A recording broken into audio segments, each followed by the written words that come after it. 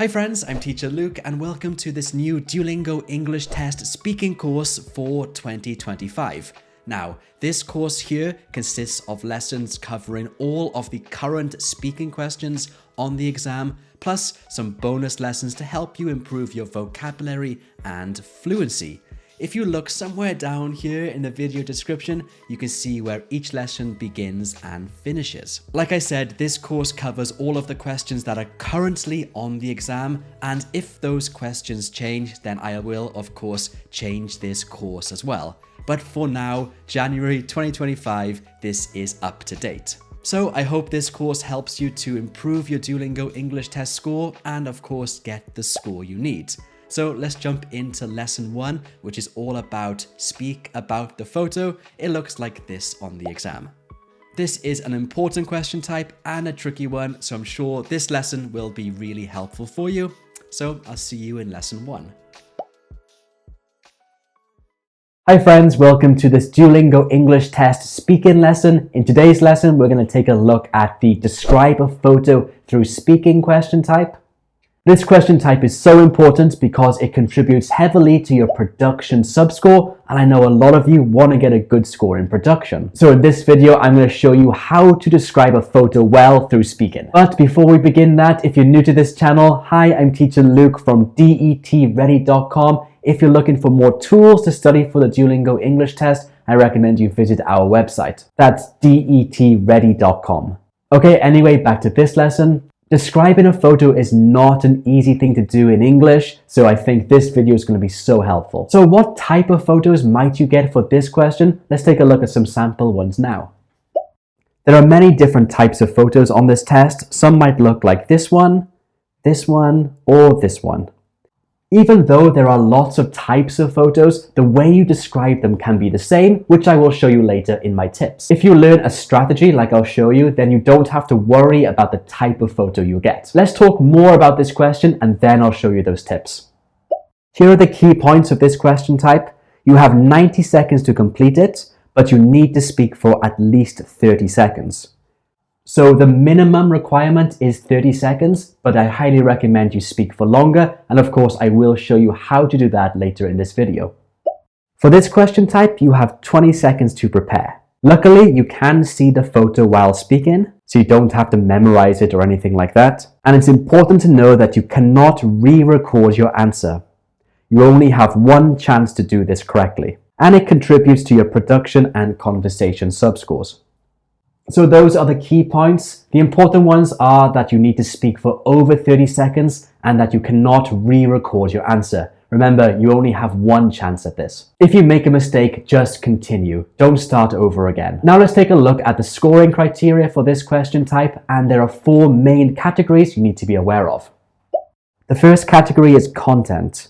Basically, how well do you describe the photo? Next is grammar and vocabulary. Duolingo are looking for the level and variety of your grammatical structures and your vocabulary. Next is fluency, and in the Duolingo official guidebook, they say that fluency is how long you can talk for in a limited time. And lastly, we have pronunciation, which is how clearly you can speak. Knowing how you're scored is so important because now you can tailor your answers around the scoring criteria. Remember, you should describe the photo as well as you can, use a variety of grammar and vocabulary, use clear pronunciation, and speak for as long as you can. If you do all 4 of those things, you'll score very high for this question type. But now let's go into some specifics. How can you score well on this question type based on this criteria? Well, I have 5 tips for you to help you score better, and each tip is equally important, so watch this video all the way to the end from now. It will help you a lot when you do this question on the Duolingo English test. And the first tip is to help you score better on content, and the tip is don't label. So what do I mean by labeling? Well, if you look at this photograph here, if a student just labeled the photograph, then the answer would be something like this. It's a coffee shop. I see a barista. There are lots of shelves and there is one chair. If you just label the photo like I did here as an example, then you won't score high for content or grammar and vocabulary. Why? Well, you're not describing the picture fully, you're just labeling what is in it, and you're only using simple grammatical structures. So don't do that. Instead, you want to describe using descriptive language. That way you'll describe the photo better and you'll use more complex grammar and vocabulary, both of which will help you get a really good score for this question type. And here's a better example of that. This is a photo of a stylish and modern coffee shop. Behind the counter, there are several shelves that have been hung on the wall with plants, bags of coffee, and other items placed on them. An empty wooden chair is facing the counter on the left of the photo. So this example has lots of descriptive language. These words and phrases in red are what we would consider descriptive language. Things like adjectives, prepositions, and extra information to describe the photo well. It's important to remember that to get a really good score for this question, you need to use descriptive language in your answer, like in this example here. Don't just label it. If you label, you will not get a good score for this question type. Of course, describing a photo in this much detail is not easy, so you do need to practice this a lot. On top of practicing, my other tips in this video will help you a lot. So let's move on to tip number 2, which is to learn some introductory statements. Sometimes the hardest thing to do when you're answering a speaking question is actually to begin speaking. A lot of students get stuck because they don't know how to begin. So learning some introductory statements, basically sentences to introduce your answer, will be really helpful. And I have 5 for you here. You can say, this is a picture of. This photo shows. In this image there are. Or you can use more adjectives in your answer. For example, this is a stunning photograph of. You can change stunning with another adjective, like beautiful. You can also say, in this photo I can see. So here are some examples. This is a photograph of a stylish coffee shop with a barista working behind the counter. This is an image of a young girl riding a horse down a country lane. This is a photo of a highway that leads to a big urban city. And notice in these examples that we use the present simple or present continuous when describing a photo.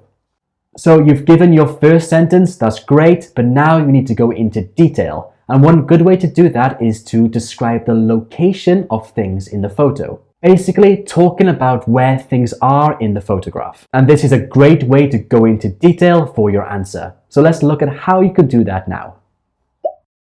Tip 3, what is where? And there are some ways to do this. You might want to start from left to right, or right to left, top to bottom, or bottom to top, far to near, or near to far. If you go in a logical order and stick to it, then describing where things are located in a photo becomes a lot easier. And you should also use prepositional phrases for this. To the left, to the right, on top of, above, at the top, in the center or in the middle, in the corner, at the bottom, under, beneath, underneath, or below. Here are a bunch of extra different ones you can use as well. Using these types of phrases when describing a photo will be great because you'll describe the photo in lots of detail. That'll get you a good score for content, and also you'll get a good score for vocabulary, because if you use these phrases well, then you'll have a diverse set of vocabulary in your answer, and that's what Duolingo want to see. Let me show you how to use these in a sample answer. Behind the counter, there are several shelves that have been hung on the wall with plants, bags of coffee, and other items placed on them. In front of the shelves, a barista is hard at work, probably making a cup of coffee. The menu is written on the tall blackboard, which is to the left of the barista. Also, on the right side of the photo, there's a large coffee machine, and next to it, there are 3 other machines that are used to make coffee. As you can see, using these prepositional phrases is a great way to describe a photo because your answer becomes very descriptive. And like I said, that's what Duolingo want you to do. So that was tip number 3, talking about what is where in a photo, but that's not enough. You can't speak for 60 to 90 seconds just using this technique. You might also want to talk about who is doing what, and that's tip number 4. Who is doing what? In this tip, we want to look at the people or objects in the photo and describe what they are doing. You can use the present continuous and action verbs to do this well. So let's take a look at this photo. What are the two ladies in this photo doing? Here's an example answer. The woman in the navy jacket is pointing a pen at the laptop, while the lady in red is reading the information on the screen. How about this photo again? You could say, the barista is working behind the counter and waiting for customers to serve. If there are people or animals or something moving in the photo, then this becomes very easy. You just use the present continuous tense. But what if you get a photo which doesn't have an object or a person moving? What can you do then? Well, let's take a look here. If there's no actions in the photo, you should use the present simple plus an adjective. For example, the boat is stuck on the beach. As you can see here, you don't need to use complex or difficult grammar to do this well. You just need to use the present continuous or present simple tense. When we're describing a photo in English, we often just use the present tenses. Okay, now you've learned how to give an introductory statement, talk about the location of things, and talk about who is doing what. If you can do those three things really well, that will really help you get a better score. But there's one more thing you need to do to get the highest score, and that's use really descriptive language to add details, and that's tip number 5. Use descriptive language. Now, the first easy way to use descriptive language to add details is to use adjectives. Remember, adjectives describe nouns in more detail, and I highly recommend you use as many adjectives as you can when describing the photo. It will boost your score for vocabulary and content. Let's take a look at some examples. My simple sentence could be, this is a photo of a highway that leads to a city. Okay, that's not bad, but let's use some adjectives to describe this photo better. For example, this is a photo of a busy highway that leads to a large city. How about this example? This is a photo of a man who is giving a presentation. With some adjectives, your answer could be, this is a photo of a tall man who is giving an important presentation. Using adjectives is a fantastic way to add more details and information to your answer. And you don't need to use complex or really difficult adjectives, just simple ones will do fine. You can also use adverbs as well. Remember, adverbs modify a verb. They give more information about the verb. Let's take a look at some examples. This photo, the beautiful horses are galloping through the green field. With an adverb, you can say, the beautiful horses are quickly galloping through the green field. In this sentence, the adverb is after the be verb. But it can also come at the end of the sentence, like this. The beautiful horses are galloping through the green field quickly. Another example, this is an image of a young girl riding a horse down a country lane. With an adverb, this is an image of a young girl riding a horse carefully down a country lane. Or again at the end of the sentence. Those are 5 tips. Now let's look at a full answer to show you how it's constructed from start to finish. This is a photo of a coffee shop with a barista behind the shop counter. The barista is working, possibly making some coffee, and waiting for customers to serve. Behind the counter, there are several shelves that have been hung on the wall with plants, bags of coffee, and other items placed on them. The menu is written on a tall blackboard, which is to the left of the barista. Also, on the right side of the photo, there's a large coffee machine. And next to it, there are 3 other machines that are used to make coffee. The coffee shop's design is very stylish and natural because the counter and the shelves are made of wood, and the chair in front of the counter is also wooden. Even though there aren't any customers present at the moment, I think it's likely a popular place for local residents and tourists to visit. Now you know how to describe a photo well through speaking, but what about through writing? This video here will help you with that. You'll learn a structure to describe a photo through writing, and I'll show you lots and lots of examples. So click here and I'll see you in this video. Bye. Hi friends, Teacher Luke here. Now, one of the questions on the Duolingo English test that many test takers find to be very stressful is describing a photo. And guess what? you actually have to describe 4 photos in total. 3 write about the photo, and 1 speak about the photo. Which of course means that it is super important that you know how to describe a photo well. In the past, I have made videos covering strategies and ways of organizing your answer. I've put them below in the video description for you.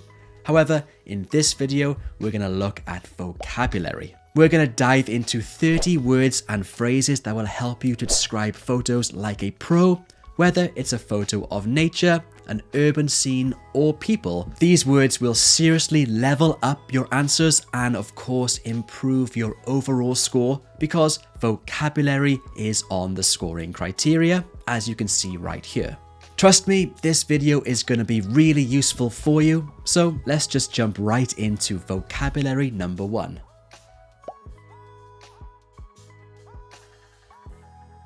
The first one is in the background. Use this when describing what's behind the main subject in a photo. This picture shows a cyclist with stunning mountains in the background. And what's the opposite of in the background? Can you guess?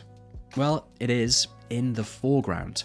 When you want to highlight what's closest in the photo, say in the foreground. Just like in this example. An empty wheelchair is positioned in the foreground of the photo, while 3 people are in the background. Easy to use, but these are really useful for describing where things are located in the photo. By the way, I just wanted to let you know that if you would like to download this PDF that I'm using in this video, then you can head over to vip.detready.com and download it there. And if you want to become a VIP member, you'll get access to a complete course on strategies for describing a photo. In this course, I guide you through how you can structure your answers and share techniques that ensure you always have ideas and you know exactly what to say for any photo. Every week, I host live study sessions and live workshops where you can take lessons with me, ask me your questions, and at the end, get the Duolingo test score you need. So anyway, head over to vip.detready.com to get the free PDF that's in this video, and then you can check out the rest of my courses and live lessons. There is a link somewhere down here in the video description. But anyway, back to this video. Next up, close-up. Use close-up to talk about photos taken from very close, showing lots of detail. Like in this photo. This is a close-up of a person making pottery. And what is the opposite of close-up? Well, it is wide shot. Use wide shot to describe a photo that captures a broader view of the scene and also shows the surroundings. Just the opposite of close-up. This is an example of a wide shot. In a sentence, this is a wide shot of a woman using her laptop at her desk. Moving on to number 5, it is vibrant. Use vibrant to describe bold, lively colors. This photo shows 2 people dancing at a lively festival filled with bright, vibrant colors. Alright, next up we have the word horizon.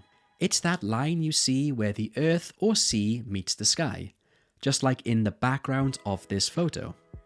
This is the horizon. Horizon will be a good word to use in a lot of landscape photos or photos of the ocean. In a sentence, the person is pointing at the sun as it sets on the horizon. Okay, but how about in this photo? Do you see that hot air balloon? It is actually above the horizon. So anything flying up there, just like this hot air balloon, we can say it's above the horizon. This is a good phrase to make your descriptions sound more precise. The hot air balloon is floating above the horizon. The next word I have for you is dawn. So let's talk about dawn. It's the magical moment when the first light appears in the sky. This word is perfect for nature shots where the sun is just peeking over the horizon in the morning. This photo captures a stunning mountain range at dawn, with soft light breaking over the peaks. So if your level of English is intermediate or above, you probably know dawn already. But how about this one? Twilight. This is the soft glow right after sunset. You can use this when describing an evening photo, when the sun has set but it's not completely dark just yet. Just like in this image here. This is an image of a bridge leading to a city taken at twilight.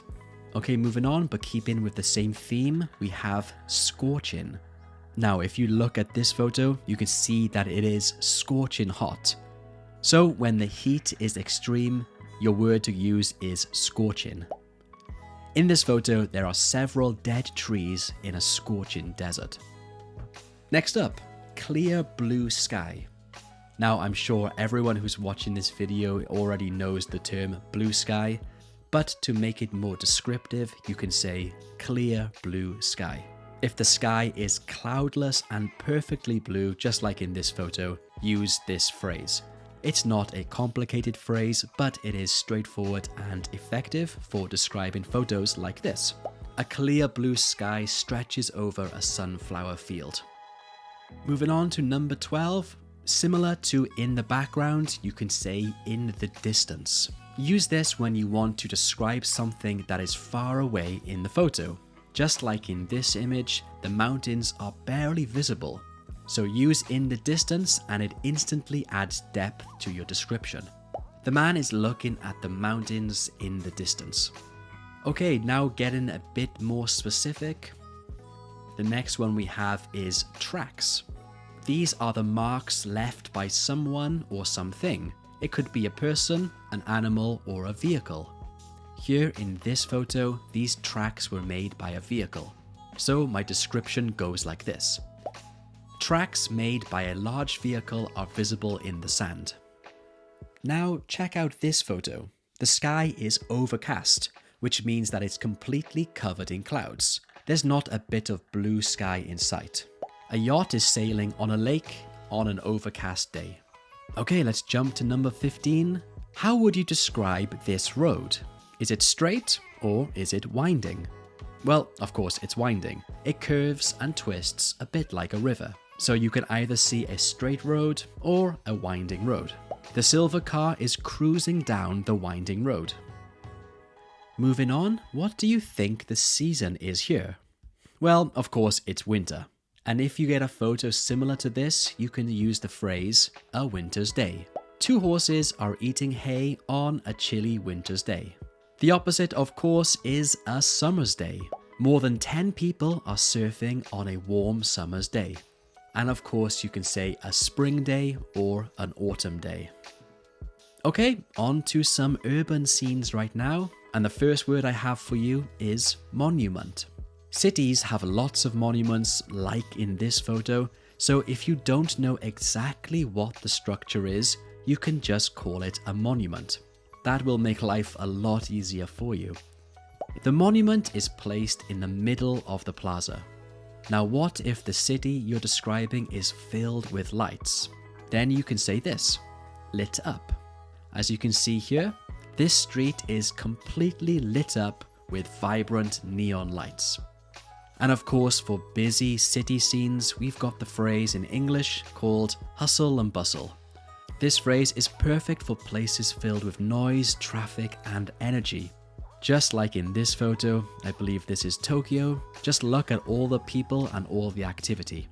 In a sentence, this image captures the hustle and bustle of big city life. But what words can you use if you want to talk about the key parts of a picture? Well, I recommend using the verb features. Just like here. This shot features a modern city with skyscrapers and a mountain range.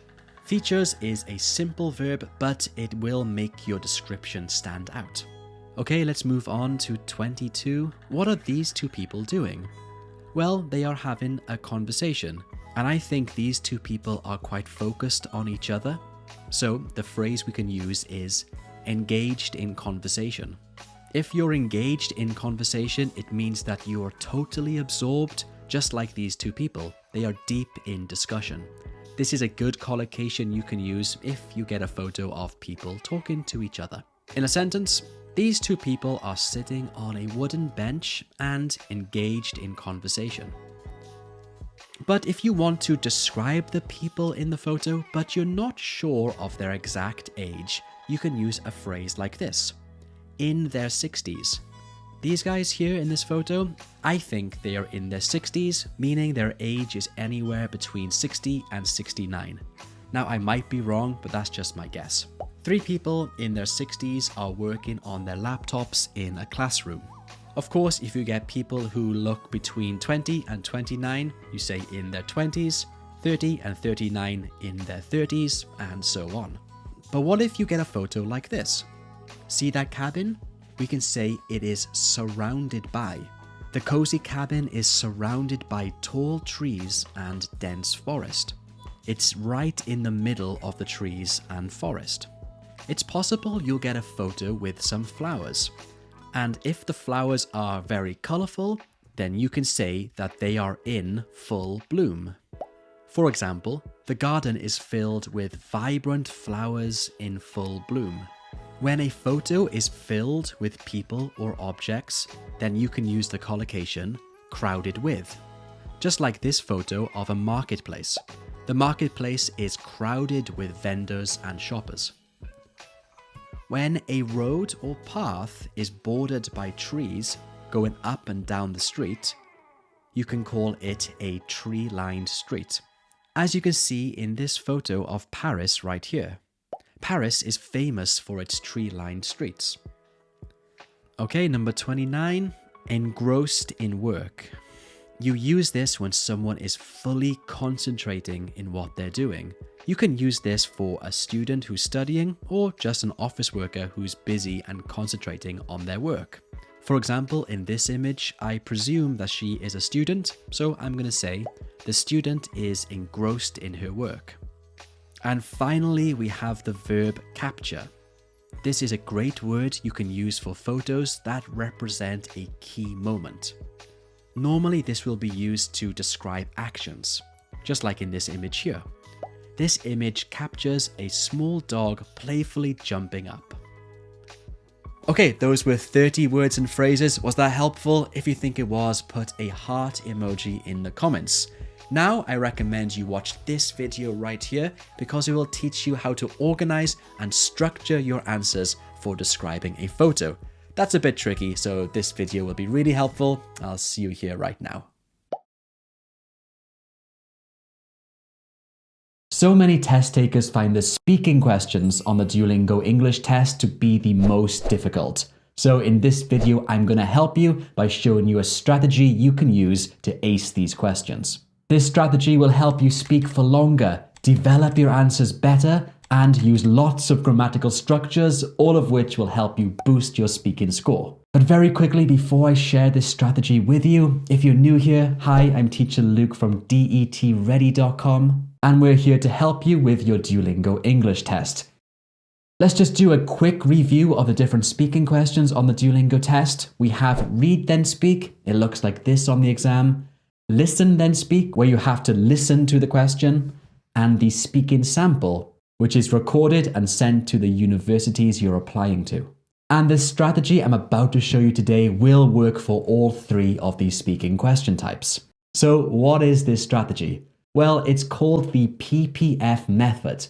PPF stands for past, present, and future. And the idea behind this strategy is that when you're given your speaking answers, you can talk about your experiences based on the topic in the past, the present, and your ideas for the future. But a quick pro tip, you need to make sure that your answers are closely related to the topic you're given. So for example, if the question prompt on the Duolingo test is this, talk about a book you've read recently, you can describe a book you've read in the past, a book you're currently reading, and a book you want to read in the future. So you're still talking about the main topic, but you are using the PPF strategy. Of course, you don't need to use this strategy. It is not essential to use it, but it is a useful strategy to consider. Now let's go over it by showing some examples. This will help you to understand it better. So we will use this question. Talk about a book you have recently read. What kind of book is it? What is it about? What sort of people would enjoy it? So this question type says recently read, so it's talking about the past. So let's start with the past like this.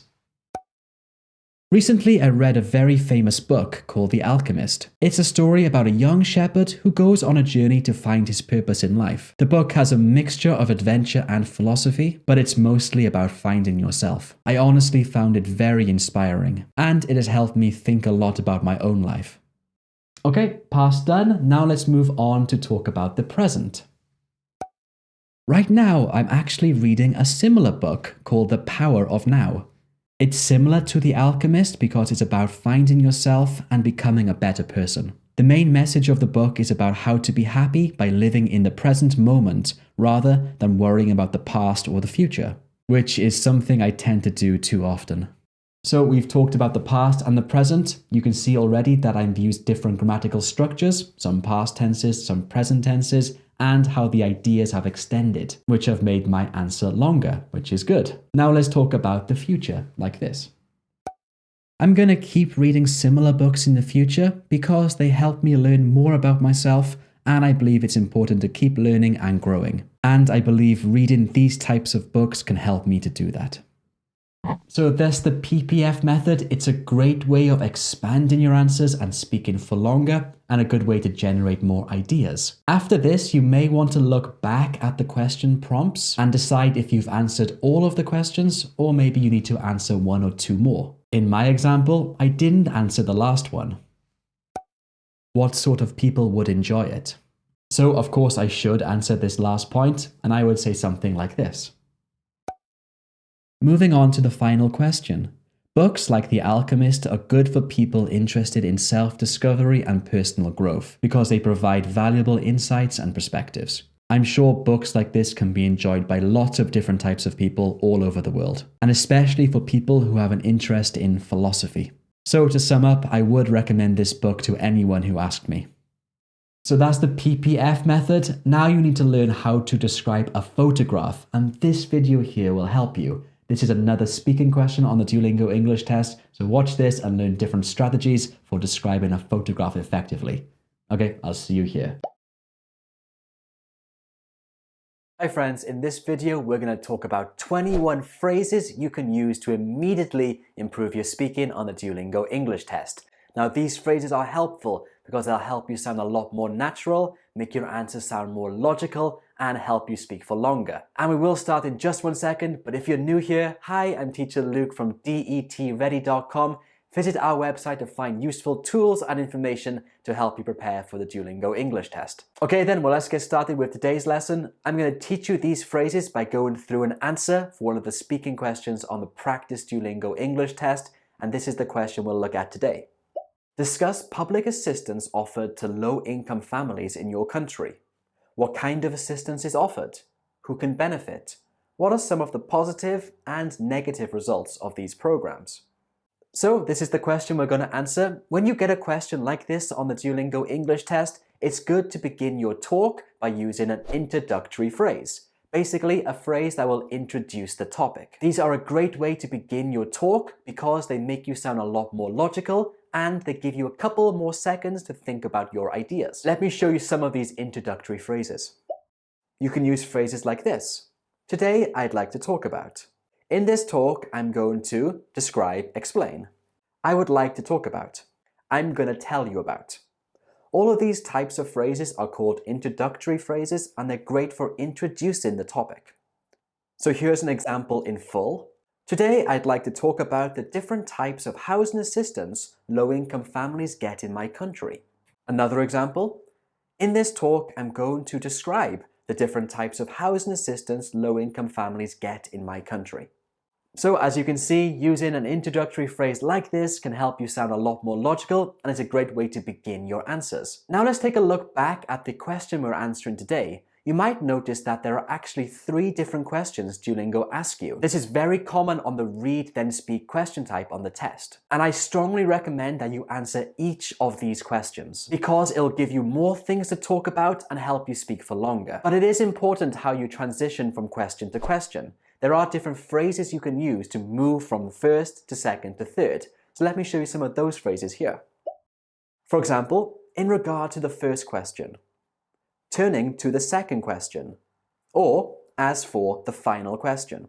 So you can use these three phrases to move from the first, second, and third questions, and I think they're a great way to transition. It also means that you don't have to link the ideas together to go from question to question. You can kind of begin a new idea by using one of these phrases. On top of that, if you want to go back to a question, if you have time or you have new ideas, you can use a phrase like this. Returning to the first question or returning to the second question. Now let me show you a full example. In regard to the first question, low-income families are entitled to several types of housing assistance, but the most common, I believe, is rental assistance, where families can receive a grant to help pay their rent. As for the final question, I strongly believe that support for low-income families is essential, especially for families with children. Returning to the second question, I would like to add that low-income families are not the only ones who can receive government support, but also the elderly and people with disabilities can receive similar assistance. These types of transitional phrases from question to question are a great way to make your answers sound a lot more logical, and it makes it easier for you to move to another question. Personally, I recommend you use these when you do the speaking question on the Duolingo test. Also, on the Duolingo speaking questions, you are required to give your opinion from time to time, and there are lots of different phrases you can use to give your opinion. Of course, the most common one is, in my opinion, but you don't want to use that one all the time. You can use some different ones. So let's look at some different ways to express your opinions now. You could say something like, I'm inclined to believe that. From my point of view, or from my perspective, my impression is that, as far as I'm concerned, the way I see it. So these are 5 different phrases you can use instead of in my opinion, and they're probably better. You'll probably get a higher score if you use one of these phrases on any English exam. Of course, in my opinion is not wrong, you just don't want to use it all the time. Now I'll show you a few quick examples on how you can use these phrases in your answers. So here's a full example. I'm inclined to believe that housing assistance is essential for many low-income families, especially families with young children. Another example, as far as I'm concerned, housing assistance is vital for many struggling families. And a third example, the way I see it, housing assistance is an important benefit for families who are struggling economically. Being able to give your opinion effectively on the Duolingo test is really important, and these phrases can help you a lot. Now next up, after you've given your opinion, you want to back it up with some examples. And nearly all the students I teach use the same phrase to show that they're going to give an example. Of course, they say, for example. But there are lots of different ones you can use. And the more variety of phrases you use in your answer will lead to a better score. So let me show you some different phrases you can use to give examples here. For instance, a great example of this is, let me share an example. An instance from my life that springs to mind is. Giving examples like this is a great way to develop your answer, and that's really important too. And like I said earlier, it's a good idea not to use the same phrase over and over again, so don't just use the phrase, for example, many times, instead use these. Let's see how they can be used in a full sentence. For instance, families who are eligible for housing assistance can receive monthly grants to help pay for their rent, as well as food stamps to cover their cost of groceries. And if you want to give a personal example, an example from your experience, you could say something like this.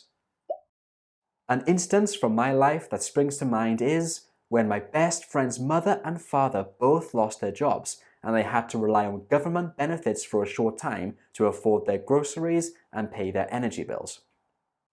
It's very important to remember that when you do the speaking question on the Duolingo test, that you have to develop your ideas. That means go beyond just giving your opinion, but giving a reason or an example why. Using phrases like the ones I just showed you are a great way to give examples.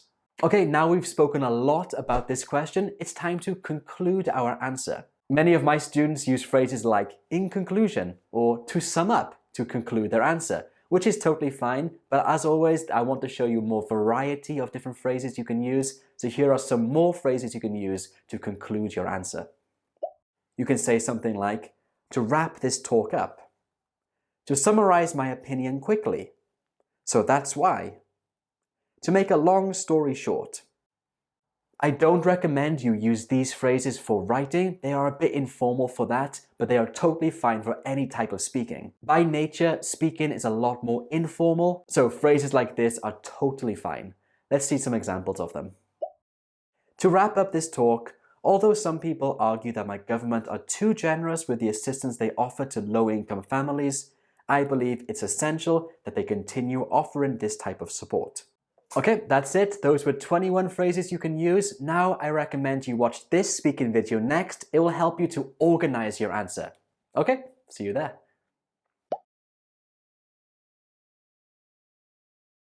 Hi everyone, I'm Luke, an expert Duolingo English test teacher, and today we're going to talk about the speaking tasks. Specifically, the independent or the extended speaking task, where you have to talk about a topic for around 90 seconds. And you have to do this 3 times in the test. You also have to describe a picture. That's a different task, and if you want to find out more information about that, hit this card here. But this video is all about the extended speaking task, where you've got to talk about a topic for around 90 seconds. Usually the topics are pretty simple, things like work, study, music, art, etc. But being able to talk about one of these topics for 90 seconds fluently is quite challenging. So in today's video, I'm going to give you some top tips to help you with this task. But first, let's take a look at what you've got to do exactly. So these are the different types of speaking tasks you have to do in the Duolingo test. One task is describing a picture. I did a long video on how to do this well. Find the link in the description. Then you have 3 independent speaking tasks. 2 of these are introduced to you with written prompts, and 1 is with an oral prompt. Oral just means through listening. The written prompt looks like this. You have between 20 and 30 seconds to prepare, and you just click that Record Now button at the bottom when you're ready. It says that you should speak for at least 30 seconds about the questions below. And while that's true, I highly recommend that you speak for longer. So in this task, you actually have 90 seconds to answer this question, and like I mentioned, I strongly recommend that you speak for at least 80 seconds. Because at the end of the day, this is an English test where you're supposed to show off your English. So the more you talk, the more chance you have to use better vocabulary or advanced grammatical structures, both of which will help you with your overall score. So definitely keep this in mind. Try to speak for at least 80 seconds. So when you're here, after 30 seconds, this next box in the corner will light up, so you can click that as soon as you've finished. So that was the written prompt, but you also have an oral prompt. This is a lot harder. So what happens here is that you actually get given a question or a prompt through listening. So you have to listen and respond correctly to the question you hear. Of course, this tests both your listening and speaking skills. Again, for this task, you have 90 seconds to speak. And you can replay the question up to 3 times. So if you want to listen to it again, just click this speaker button. But remember, you only have 3 times to do this. And when you've answered the question fully, just click next and you can go on to the next question. So just to remind you, you have 3 extended speaking tasks in this test, 2 with a written prompt and 1 with an oral prompt. But the way you answer should be the same. The oral prompt is just there to test your listening skills and to check how well you respond to a listening question. Okay, so now let's take a look at my top tips for answering this task in the best way possible. Okay, my top tip number 1 is to answer the prompts. So on test day, when you're doing this task, you'll get a prompt like this. Talk about a book you recently read. This is the main topic. And then you'll have 4 questions to guide you through your answer. I highly recommend that you go through all of these questions, because talking for 90 seconds without these prompts can be very challenging. So you can just simply go question to question to question to question and answering them with lots of detail, and that should take you to 90 seconds. I've seen a lot of teachers talking about these prompts and how students should just ignore them and talk about their own story, but to be honest, I think it's much easier just to answer these questions. So I know that's a really simple tip, but sometimes the simple tips are the best. So be sure to answer those prompts. Tip number 2 is to remember to always answer the questions, but then expand on your answer. Again, remember that this is an English proficiency test, so you have to show off your English.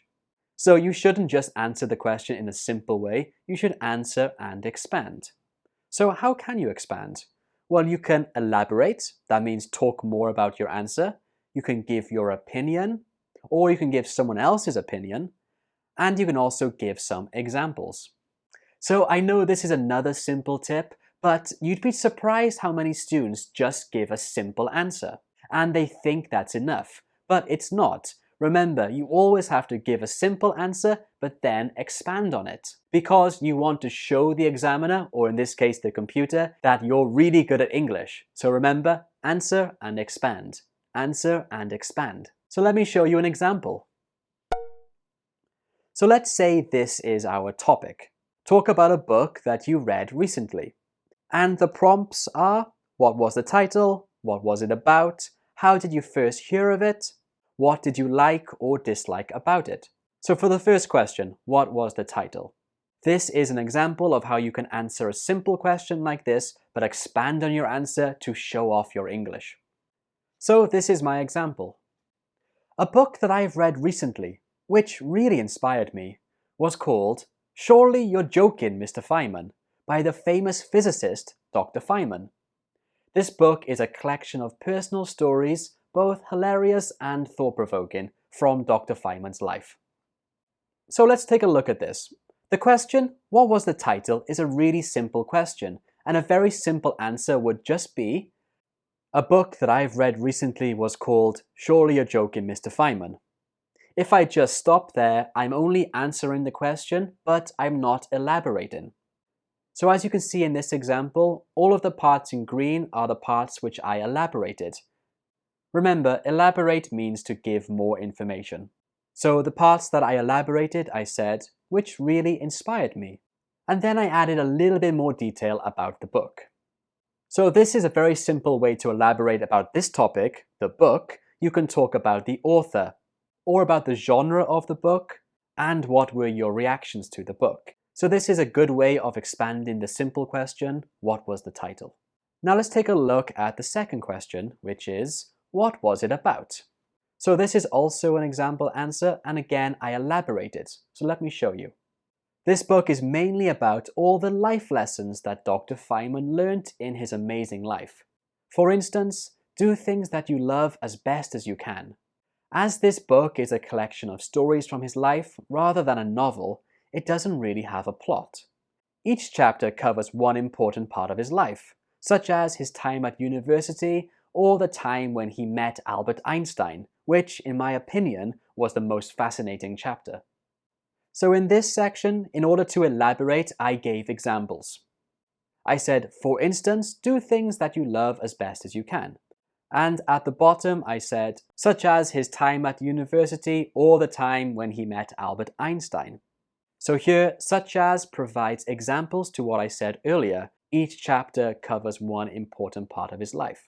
So as you can see from these two, adding examples is a great and easy way to elaborate. Then the last part, which is in purple, is a way to elaborate by showing your opinion. There are lots of different phrases you can use to share your opinion.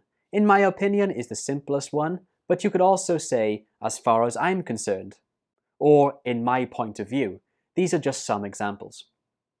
So I hope this showed you some good ways to expand on your simple answers.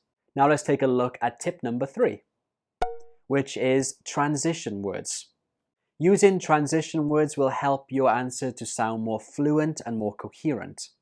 And there are lots of different transition words you can use.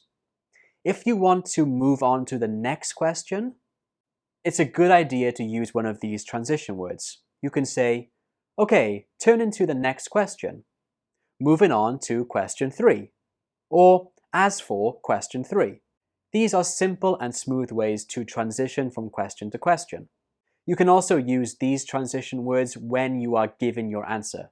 So you can signpost your ideas by saying first, second, third, or firstly, secondly, thirdly. When you want to give more information, you can say what's more, furthermore, or moreover. And when you're about to finish your answer, you can say finally. Also, if you forgot to mention something important, but would like to mention it at the end, you can say, one more thing I'd like to talk about is, and then talk about your idea. So remember, it's important to use transition words like these because it'll make your answer a lot more smooth and make your answer sound a lot more organized. So practice using these. Okay, moving on to my final tip, which is tip number 4. This tip is very useful, and it is to look out for question triggers. So what is a question trigger? Well, different questions have words which require a certain type of answer. So here are 6 common questions you might see on this speaking task on the Duolingo English test, and the words in green are the trigger. They are triggers because they should trigger a certain answer or a certain response. And that response usually has a specific grammar structure you should use. So let's take a look. The first one, how did you first hear of this book? So of course the word did is a past tense, so when you answer this question, you have to respond using one of the past tenses. So the past simple, the past continuous, past perfect, used to. That one's quite straightforward. The next question, will you read a similar book? This one refers to the future. So again, you have to respond using one of the correct future tenses. Will, going to, the present continuous, the future perfect, or the future continuous. Be sure to use the correct tense for the idea that you are talking about. Now they get a little bit more tricky. So this question is quite common. How long have you been doing something? For this, you need to respond using the present perfect continuous. The present continuous is have plus been plus a verb with ing. And we use this to talk about an ongoing action that started in the past. So if a question says, how long have you been doing something? You should respond like this. I've been doing this for 3 years, 4 years, or whatever. But you have to respond using the correct tense. So pay attention to the question. 4 is particularly difficult, and a lot of students lose points by answering this question wrong. This question is a hypothetical question. They usually come in the would form. So would you recommend this book? So to answer this correctly, you have to respond in a hypothetical way. So you could say something like, yes, I would recommend this book because I thought it was really inspiring. So if a question has would in it, you shouldn't answer using the simple past. So for this question, would you recommend the book to someone? You shouldn't say, yes, I did, or yes, I will. You should respond in a hypothetical way. For example, yes, I would recommend this book because I found it very interesting. Or, no, I don't think I would recommend this book because it wasn't very good. You could also use if sentences here too, because if sentences are hypothetical. So a simple answer would be, sure, if someone asked me about this book, I would recommend it. So definitely pay attention for the would questions. And the last 2 are opinion questions. For example, why questions, or what do you or what did you like or dislike about something? These questions expect you to share your opinion, so you should use opinion phrases like, in my opinion, from my point of view, as far as I'm concerned. Let's see how this is used in a real example. So let's use the same prompt as earlier. Talk about a book that you read recently. And we'll answer this question. How did you first hear of it? So I could say, turn to the next question. The first time I heard of this book was on a podcast where 2 people were talking about the most influential books that they've ever read. Even though I hadn't heard of Dr. Feynman then, the way they talked about him was amazing. So as soon as I finished listening to the podcast, I went straight out to the bookstore to buy the book. So as you can see here, the question, how did you first hear of it, required an answer using the past tense. But I started off by saying, turning to the next question. Remember, this was a transition word. This is a good way to move from one question to the next one. And then throughout my answer, I used the different past tenses. Heard is a simple past tense. Were talking about is the past continuous. Hadn't heard was the past perfect, and talked, finished, and went are the past simple. Definitely practice using all the different past tenses in a story like this because it'll help you get a higher score in grammatical accuracy and complexity. Okay, so those were some of my top tips for answering the 90-second extended speaking on the Duolingo English test. Just to remind you, they were: answer the prompts, answer and expand, use transition words, and look out for question triggers. And now it's your turn. I'm going to give you a question prompt and 90 seconds to answer. This is a real question from the Duolingo English test. Definitely try to answer this question through speaking for 90 seconds, but if you want me to give you some feedback, write your answer below in the comments and I'll check. Okay, are you ready? Let's go.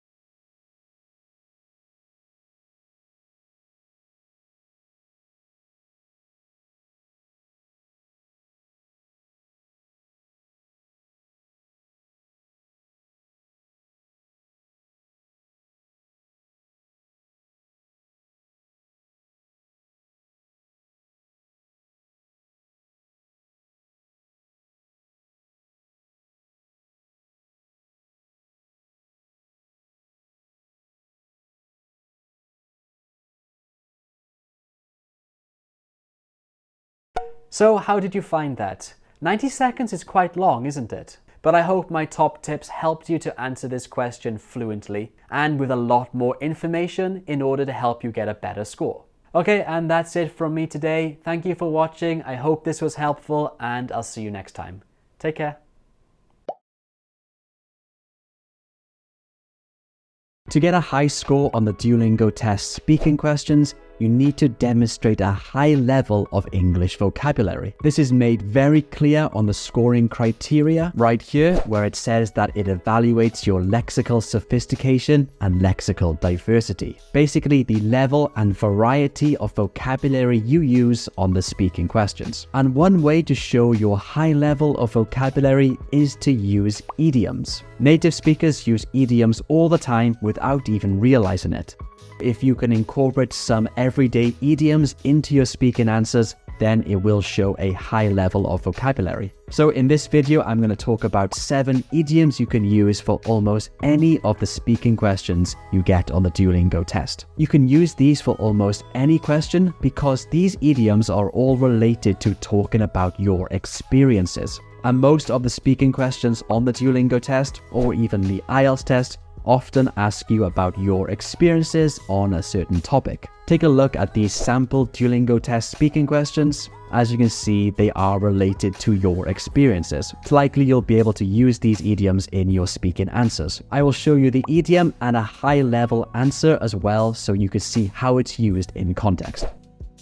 Let's jump right into idiom number 1, and it is to hit the ground running, which means to immediately work hard and successfully at a new activity. Activity could mean anything, like a new job, a new course, a new sport, anything like that. So when you're talking about something new that you have started, then you can use the idiom to hit the ground running to show that you're starting it really well, successfully, or enthusiastically. Now let's take a look at a real Duolingo English test speaking question, and I'll answer it using this idiom. Talk about a time when you needed to adapt to a different lifestyle or cultural setting. How did you manage to adapt to this new way of living? When I was in secondary school, I was lucky enough to have the chance to go to France for a month to study French. And I remember being really nervous on the flight over there because it was my first time going abroad without my parents. But even though I was nervous, I was determined to hit the ground running. So as soon as I arrived, I enrolled into extra French classes, and I even joined a local French football team because I thought it was really important for me to immerse myself in the culture and make local French friends. Idiom number 2 is to learn the ropes, which means to learn how to do a particular job or activity. You use this when you're a beginner at a new job or a new hobby and you're just learning the basics. To learn the basics in an idiom is to learn the ropes. This idiom probably comes from sailing, when sailors had to learn how to use the ropes on a sailboat, which is of course the basics to sailing. So just one more time, when you're learning the basics of a new job or a new hobby or a new activity, you could say, I'm learning the ropes. Now let's see how you can use it in a Duolingo test speaking answer. Talk about a time when you faced a challenge at work or while studying. When I was at university, I got my first part-time job. It was at a cafe on campus. And it was really hard for me at first because actually I had never worked at a cafe and I didn't even drink coffee. So all of the different coffee drinks like an Americano or a cappuccino, all of these were completely new to me. And I remember it being really hard at first, but within a few weeks I had learned the ropes and I think I got pretty good at making coffees in the end. Okay, moving on to idiom number 3, which is to get the hang of something. And this simply means to learn how to do something well. This idiom is really common for talking about learning something or something you've already learned. Rather than saying, I can do it well, you can just simply say, I've got the hang of it. Or if you are currently learning that activity, you can say, I'm getting the hang of it. Native speakers use this all the time, so it's definitely one you should be using in your everyday English. Let's check it out in a Duolingo test speaking answer. Talk about a new skill you decided to learn as an adult. Describe any obstacles you encountered. One of the most challenging things I've ever had to learn in my life was the Korean language. I remember when I first started learning it, I was just completely shocked by how different it was than the other languages I knew. I had to learn a new alphabet from scratch. It's called Hangul. And a lot of the sounds in Korean were really difficult for me to make. But I had to learn it because my wife's Korean. So I went out and got a good teacher, and before long I started to get the hang of it. I was able to read Hangul and have basic conversations with Korean people, which was my goal. Okay, let's now talk about idiom number 3, which is to go the extra mile. And this means to make more effort than is expected of you. I think this is a very easy idiom to understand. You can imagine yourself literally walking an extra mile and that taking more effort. So as an idiom, you can use this phrase, to go the extra mile, to talk about anything you do which requires more effort. It can be at work, so you went the extra mile to deliver a great presentation, or you can use this in more casual context. I'll show you a Duolingo test speaking question about giving gifts, and I'll answer it using this idiom. Talk about a special gift you have given to someone recently. I normally just buy really simple gifts for my family members and friends, something like a box of chocolates. But for my brother's most recent birthday, I went the extra mile and I got him tickets to see his favorite football team, Tottenham Hotspur, play live in London. The next idiom we're going to look at is back to square one, which means to start something again from the start because your previous attempt didn't work out. The emphasis here is on going back to the start. So imagine you're doing something like working on a project, but you realize you've made a mistake and you have to begin all over again. In this situation, you can say, I need to go back to square one. It's most likely you'll use this idiom in a formal context, so talking about work or school. But not always, but most likely it will be in those types of formal contexts. Okay, now let's take a look at another DET speaking question, and I'll give my answer using this idiom. Talk about an educational course or training you have undertaken. The most memorable course I've ever taken was a short crash course on computer programming. And I remember being really excited about this course because the goal of it was to make your own video game, which sounded pretty cool to me. However, it was a lot harder than I anticipated. And I remember about 2 weeks into the course, my game just not working at all. So the teacher did a quick review and he found lots and lots of bugs, which meant that I had to go back to square one and start again. 5 idioms done, now we have 2 left. Let's move on to the next one, which is to turn over a new leaf. And this means to make a fresh start or to start to behave in a better way. This is mostly used when talking about a life situation or some type of attitude change where you want to start again and start something more positively. For example, maybe you want to improve your health, so you want to turn over a new leaf and start eating healthily and exercising. Or you're not studying hard enough in school, so you're going to turn over a new leaf and start to work hard in school. A lot of speaking questions on the Duolingo test or IELTS test will ask you about how you have changed in a particular way. In that kind of situation, you can use this idiom, just like in this example here. Describe a significant change you have made in your personal or professional life. How did you identify the need for this change, and what steps did you take to implement it? To be honest, until recently, I used to waste a lot of time consuming pointless content on social media, and I noticed this becoming a little bit of a problem. So I decided to turn over a new leaf and limit the amount of time I spent on these social media platforms. I downloaded an app which will send me a notification if I spend more than 10 minutes on a particular platform, and that app really helped me a lot. Those were 7 idioms, but now you need to learn how to structure your speaking answers on the Duolingo English test, and this is the video for that. I show you a useful structure you can use, and I also give you lots of other speaking tips. So watch this video next, and I'll see you here. Hi friends, I'm Teacher Luke, and recently a lot of you have been reaching out to me to get help with some of the more challenging question types on the Duolingo English test, so I'm here to help you with those. This is the first of a 4-part series where I'm going to dive into some practical tips and strategies to help you ace the toughest questions on the Duolingo English test and, of course, boost your overall score. The first challenging question type we're going to cover is called Listen, Then Speak. It looks like this on the test. Discuss some tips for a successful negotiation. So why is Listen, Then Speak so challenging? Well, it's a speaking question and you have to speak for 90 seconds, which of course is tough on its own. But beyond that, this question also tests your listening skills. You have to listen to the question prompt and understand it before you begin speaking. For this question type, you will not see the question written down. You have to understand it fully through listening. And to make it even more challenging, you'll get this question type twice on the exam, so it's a really important one to master. All of these factors make the Listen, Then Speak question type one of the most daunting on the test for a lot of test takers.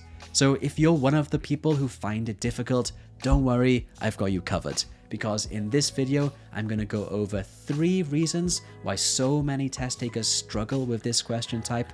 And of course, I will share some strategies to help you overcome these challenges. Okay, well, let's get right to it. Not understanding the question. The first common pitfall is failing to understand the question prompt. Remember, for this speaking question, you can only listen to the prompt. You will not see it written down, which means you need to understand it fully just through listening. And this can be a sticking point for many test takers. So what can you do to overcome it? Firstly, you should know that you are allowed to listen to the question prompt up to 3 times. So definitely take advantage of that. On the first attempt, you should try to understand as much as you can. But if you found it too difficult, on the second and third attempts, just focus on catching the topic words or the content words. Basically, even if you don't understand everything, if you're able to identify the key topic, you can still try to give an answer about the topic in general, which is not perfect, but it's better than not speaking at all. Let's try this example from the DET practice test. Talk about environmental pollution in the place where you live. What causes it? And what are the effects? How can it be controlled? Were you able to understand the entire question? Well, if you were not, try again and try to catch the main topic. and come back and tell me what it was. Talk about environmental pollution in the place where you live. What causes it, and what are the effects? How can it be controlled? So what was the main topic? Well, it was environmental pollution. So even if you miss the other parts of the question, like causes and effects or how can it be controlled, you can still speak about the main topic, which, like I mentioned, is a lot better than not answering at all or talking about a completely random topic. Of course, if you are able to understand all parts of the question, that's much better. Not being able to come up with ideas. The next problem is not being able to come up with ideas to talk about. And in my experience, so many test takers overcomplicate this. You need to know that there is no such thing as an impressive or perfect score idea. You do not need to think about difficult concepts when answering this question. My advice is to use ideas that are relevant to the topic, easy to think of, and importantly, easy to speak about. Keep your ideas simple, but explain them with lots of details. The DET examines your vocabulary and sentence structure, so use lots of words and different grammatical structures. And it also assesses your task relevant, so your ideas need to be related to the topic. So aim to show a range of vocabulary and grammar and keep your answer understandable and on topic. For example, let's go back to the question about the causes and effects of environmental pollution. What are some simple ideas you can use here? So here are a bunch of really simple ideas. For causes of environmental pollution, we have littering, car fumes, plastic use, or dumping sewage in rivers or oceans. And the effects? Dirty streets, air pollution, ocean or river pollution, and harm to animals and plants. These are pretty simple ideas, right? There's nothing complex here. Your ideas in your answers do not need to be complex. Let me show you a quick answer. I live in the UK and sewage is one of the main environmental issues we have. Sewage is often released into the oceans, which of course has several negative effects. For example, people are often advised not to go into the sea because the water is contaminated and simply unsafe for activities like swimming or surfing. So remember to keep your ideas simple. Now, once you've got your simple ideas, there is another issue that a lot of test takers come across, and that is not being able to speak for long enough. A lot of test takers struggle to speak for the full 90 seconds. So if that's you, here are a few tricks to help. Firstly, you can talk about your ideas in the present, past, and future. This will obviously help you to speak for longer, but it will also demonstrate your ability to use different grammatical tenses. So this is the same question we looked at earlier, and now I will answer it using this past, present, and future approach. In my city, people tend to litter a lot, which does lead to more waste and environmental pollution. As a result, the streets are often covered with trash, making the environment look messy and unpleasant. Here I'm talking about the present, but we can expand this by adding, when I was younger, people seemed to care more about our city and didn't litter as much as they do now. I hope that soon the government will create stricter laws to stop littering and reduce overall pollution. Of course, these are just examples, and you should try to expand and speak for longer about each of these points. Another strategy is to tell a personal story, because sharing a personal experience is an easier way to speak for longer because you don't have to think of any complex concepts. You're simply just recounting a story you already know. For example, in my city, people do tend to litter a lot, which does lead to more waste and environmental pollution. And as a result, the streets are often covered with trash, which makes the whole environment look messy and simply just unpleasant. I actually have a personal memory related to this. I remember when I was younger, maybe 6 or 7 years old, I threw an empty water bottle out of my dad's car window, and my dad saw me and he was absolutely furious and just expressed how disappointed he was in me. I remember feeling really ashamed at that moment, and it made me realize the importance of keeping my city clean, and since then I've been much more conscious about not littering. Okay, so of course strategies like this are super important, but another important thing to consider is your mindset. So let's take a look at some mindset strategies right now. 1. Focus on fluency, not perfection. For this and all these speaking questions, don't worry too much about making mistakes. Rather, focus on speaking fluently and clearly. Remember, minor errors won't matter as much if you maintain good fluency and coherence. 2. Don't memorize. Please, please, please stop trying to memorize your answer. This is simply just not allowed on the exam, and your exam might not get certified. Instead, try to speak naturally and share your real thoughts and opinions. This will make your answer sound a lot more authentic and engaging. Okay, so far we've looked at different strategies to help you answer this listen then speak question type, and also mindset tips to get you ready. Now you need to practice. So if you look down here somewhere in the video description, you'll see a PDF I made which you can download completely for free with lots of listen then speak question types on there. This is an interactive PDF, so you can click the button and listen to the question. I recommend you go through each of the questions on there and speak for 90 seconds using the strategies we covered in this video. Another thing you need to do right now is click on this video right here, because it will help you with the speak about the photo question type, which of course is another speaking question on the Duolingo English test. So I'll see you here right now. Hi friends, this video is all about the listen then speak question type on the Duolingo English test. You know, the one that looks like this.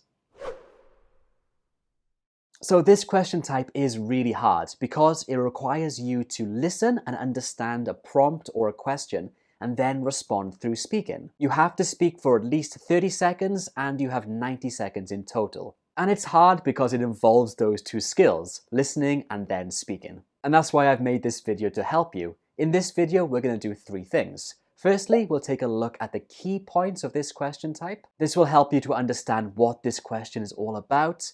Then I'm going to give you some really useful tips. And at the end, we're going to do lots and lots of practice, and I'll show you a full sample answer. Okay, we will jump into the key points in just one moment, but I want to say that if you're new to this channel, hi, I'm Teacher Luke from DETready.com. Visit our website to find information about the Duolingo English test. We have some courses to help you, specifically with writing, and we have a practice platform. When you sign up to our practice platform, you can practice all of the different question types on the Duolingo English test, and you can see the answers immediately. This, of course, will be greatly helpful for you when you're studying for the Duolingo English test.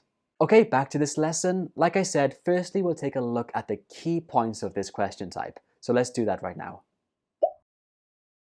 Okay, so let's take a look at the key points. The thing you've got to do is, of course, listen to a prompt and then respond through speaking. And you can listen to the prompt 3 times within 20 seconds. So we use the word prompt here because the prompt can either be a question, something like, what do you think about blah blah, or it can be a statement, like, describe your favorite childhood memory. And you get to listen to this prompt 3 times, as long as it's within 20 seconds. After 20 seconds is up, then you have to begin speaking. So I strongly recommend that you listen 3 times, even if you do think you understand it the first or second time. After the 20 seconds is up, you can't listen again. And of course, it's not shown in writing since this is a listen then speak question. So it's really important that you are able to understand the prompt within those 20 seconds given to you. Okay, there are more key points, of course. Okay, the next key point is that it's really important that you actually respond or answer the prompt given to you, because task relevance is on the scoring criteria.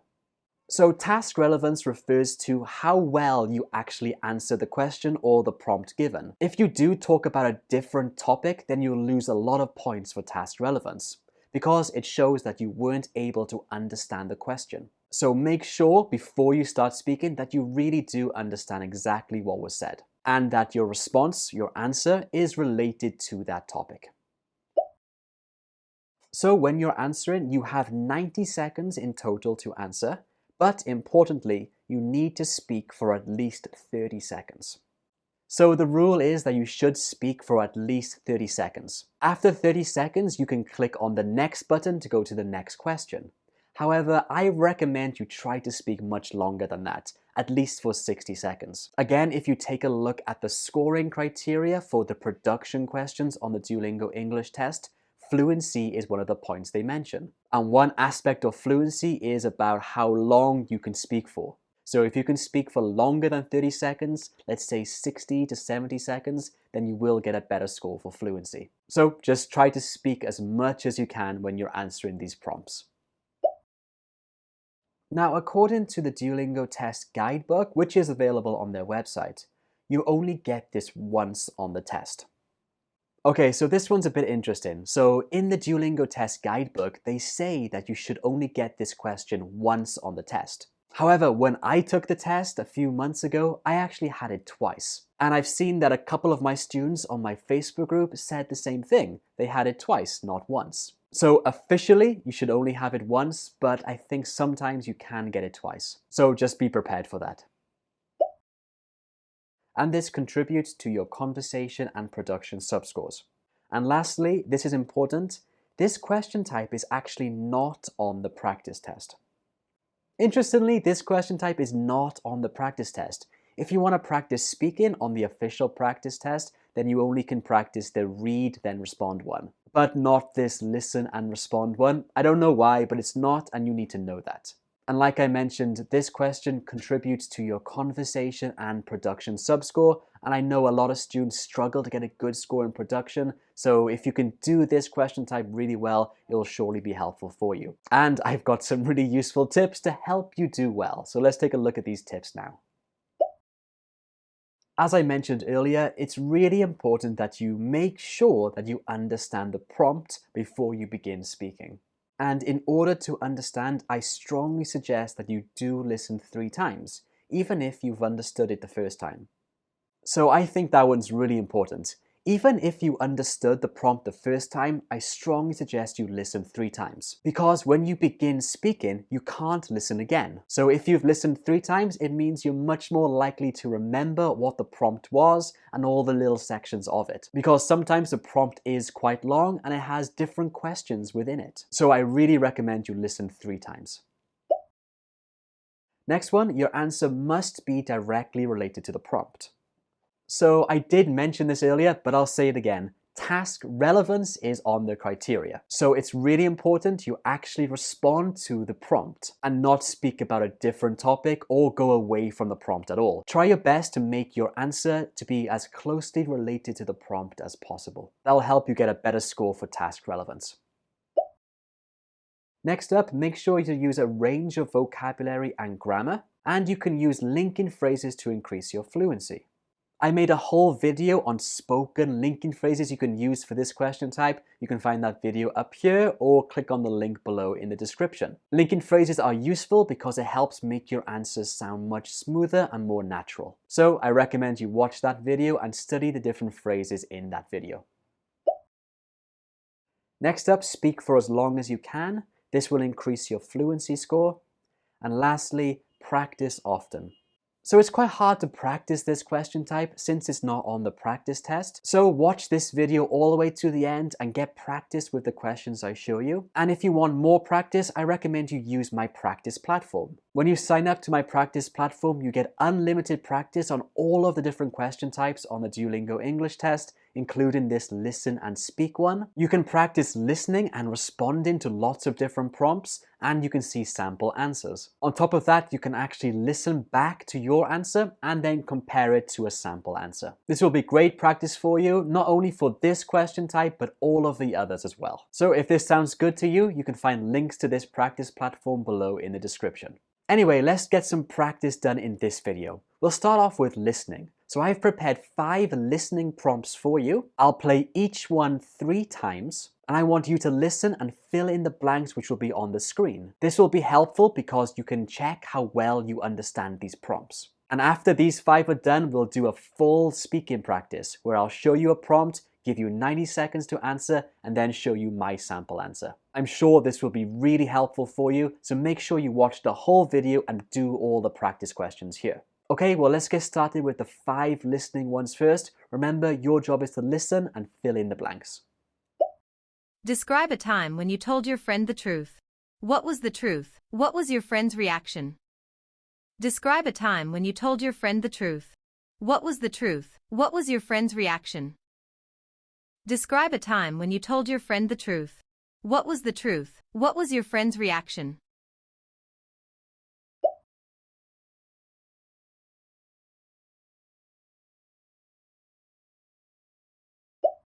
Talk about a job that you would not like to do in the future. What is the job? Why wouldn't you like to do it? Talk about a job that you would not like to do in the future. What is the job? Why wouldn't you like to do it? Talk about a job that you would not like to do in the future. What is the job? Why wouldn't you like to do it?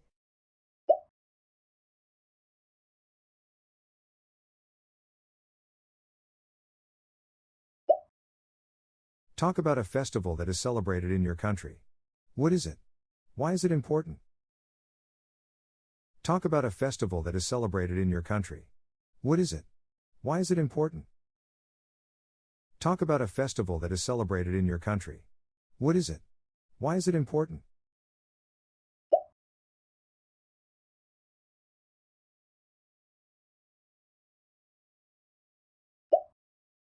What school subjects do you think are the most important to study? Why do you think so? What school subjects do you think are the most important to study? Why do you think so? What school subjects do you think are the most important to study? Why do you think so?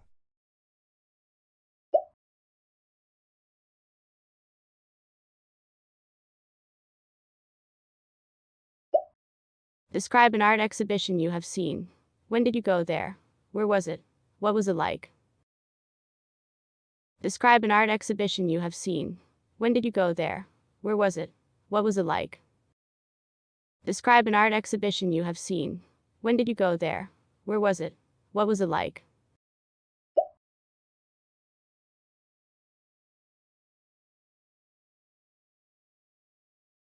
So those were 5 listening prompts. Were you able to understand them? Let me know below in the comments.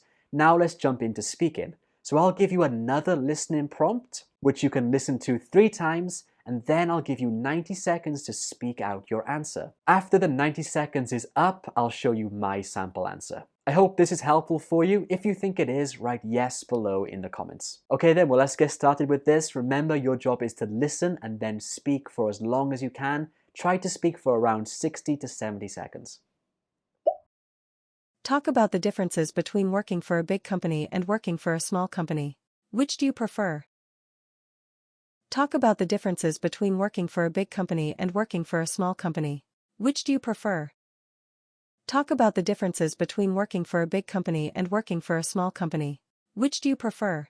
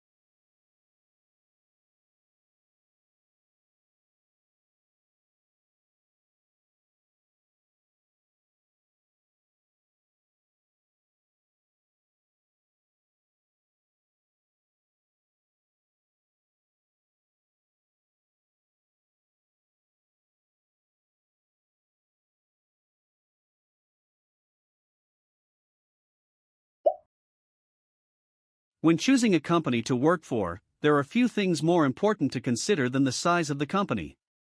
Typically, big companies offer higher salaries and have a bigger corporate ladder to climb, which could lead to more responsibilities and promotions. On the other hand, at a small company, an individual can make more of an impact. At small companies, your ideas and hard work have a bigger impact on the long-term success of the company, which can feel very rewarding. These are some differences between working for a big company and a small one. I definitely want to work for a small company when I graduate from university. Okay, how was that? Well, now let's listen to a sample answer. I want you to look at this sample answer and compare it with yours. And that's it. Well done for finishing this whole video. If you did finish, write "I finished" below in the comments. I'm always curious who actually finishes these really long videos. And if you think this video is helpful, I recommend you watch this one here next or this one here. Okay, that's all from me. Thank you very much, and I'll see you next time. Bye.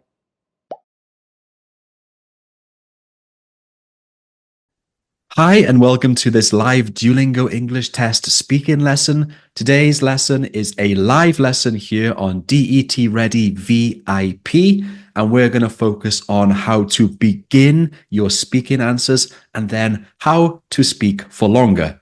Remember, to get a good score on the Duolingo English Test speaking questions, you need to speak for around 90 seconds per speaking question, which is, of course, quite a long time. So in today's lesson, I will show you some tips and tricks to make it easier for you. Okay, how does that sound? Well, let's get right into this live lesson.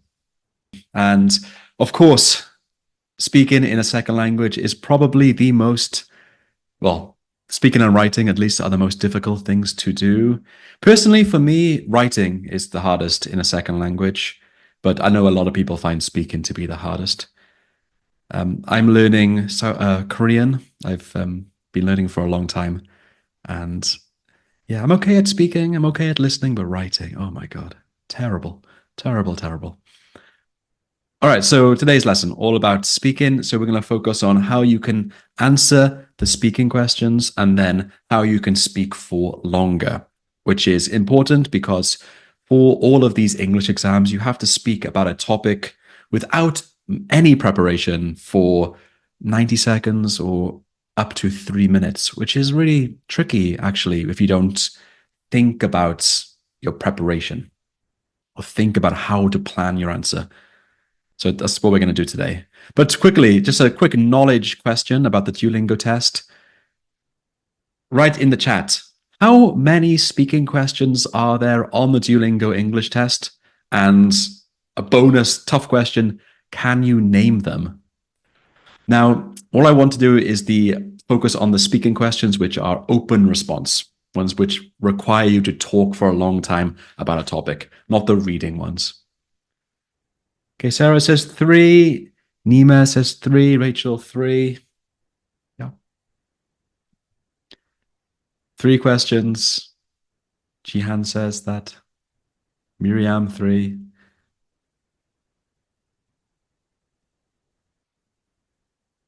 And can you name them? It's pretty, maybe you're not sure what the names are, but if you can name them, that's like a bonus point for you.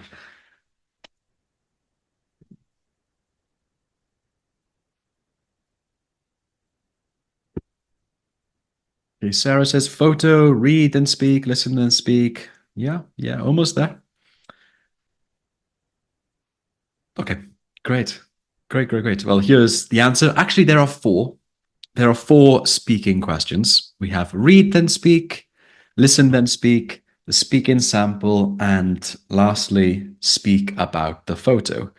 So read then speak, listen then speak, and the speaking sample are relatively similar.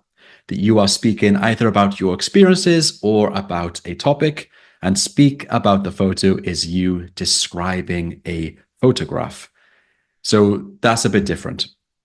So in this course, in this series in December, we're not going to cover speak about the photo. I will do that in January when I cover the production school questions in general. That's going to be the theme for January.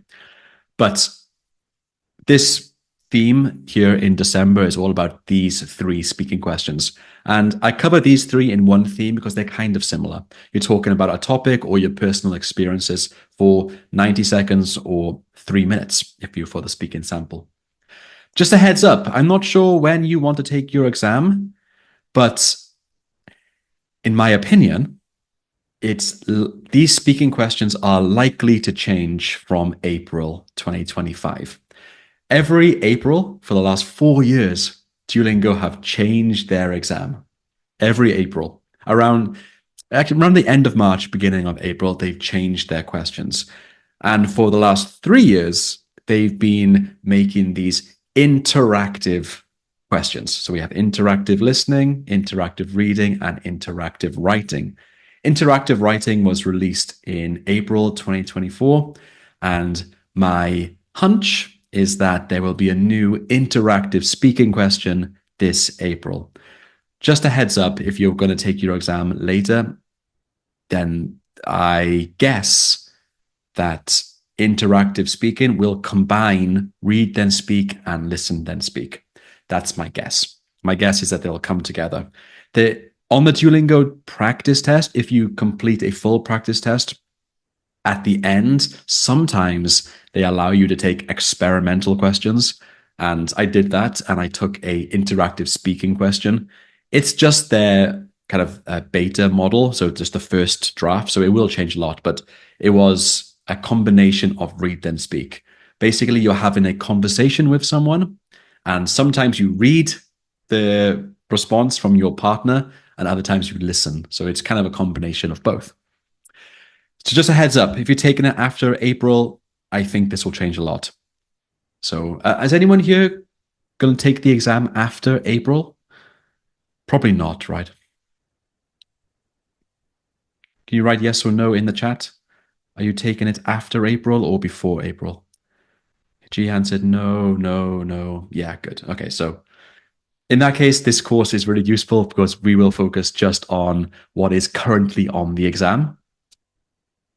Yeah, currently on the exam, we have these 4 speaking questions. Federico said, hopefully not. Yeah, hopefully not too, but just a heads up. Just a quick task. So we have these 3 speaking questions: read then speak, listen then speak, and the speaking sample. Which one is the hardest for you?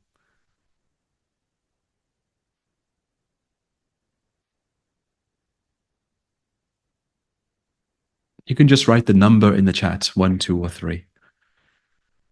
Okay, Federico said listen then speak. Sarah, number 2 or number 3. Ramesh says number 2. 3. Yeah, okay. Okay, that's good to know. Listen then speak is tricky because you have to listen and understand and remember. And the speaking sample is tricky because you have longer to speak for, and there's the extra pressure because your answers will be submitted to the universities you're applying to. So, you know, the university admissions teams can also see your watch and listen to your speaking. So that's a bit of extra pressure. Okay, Jihan says 2 as well. All right, so let's go through some of the key points just to remind you. So read then speak looks like this. You get a topic, talk about something, and then you have several questions to answer. You have 20 seconds prep time for this. Like I said, you get a topic, your favorite restaurant, plus 3 or 4 questions to answer. And Duolingo have stated in the past that they are looking for you to answer all parts of the question. So it is important to make sure you do answer all part 1, 2, 3, 4. You don't have to spend a long time on it, but you should try to answer each one. Usually for read then speak, you are talking about your experiences. Normally, you get a question like this: talk about your favorite restaurant. Talk about a book that influenced you. Talk about a movie you watched as a child. Talk about a trip you went on. No, talk about a memorable trip. These types of questions. They're normally experience-based, where you are telling your personal story about the topic. just like you see here. So talk about your favorite restaurant, where is it, what type of food does it serve, how often do you go there, and why is it your favorite? It's very personal, it's based on your experience. And you have to speak for between 30 and 90 seconds for this. 30 seconds is the minimum, 90 seconds is the maximum, but to get a good score, you need to speak for at least 80 seconds, in my opinion, but try to speak for the whole amount. Okay, next up we have listen then speak. This is a bit different because rather than reading the question prompt, you listen to it. So again, you have 20 seconds. This is not preparation time. This is listening time.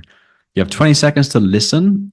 The question plays automatically, but you can click the speaker icon and listen 2 more times, which means you have 3 times in total to listen to the question prompt.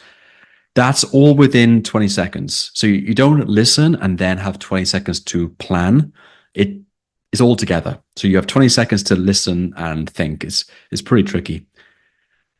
This for listen then speak, most of the questions you get are not about your experiences, but rather about a topic. You got to talk about something. So, for example, talk about environmental pollution in the place where you live. What causes it and what are the effects? How can it be controlled? This was a sample question from the Duolingo test guide. So, of course, this is a real past question. This, of course, you can see is a topic. It's not really asking about your personal experience. You're talking about a topic.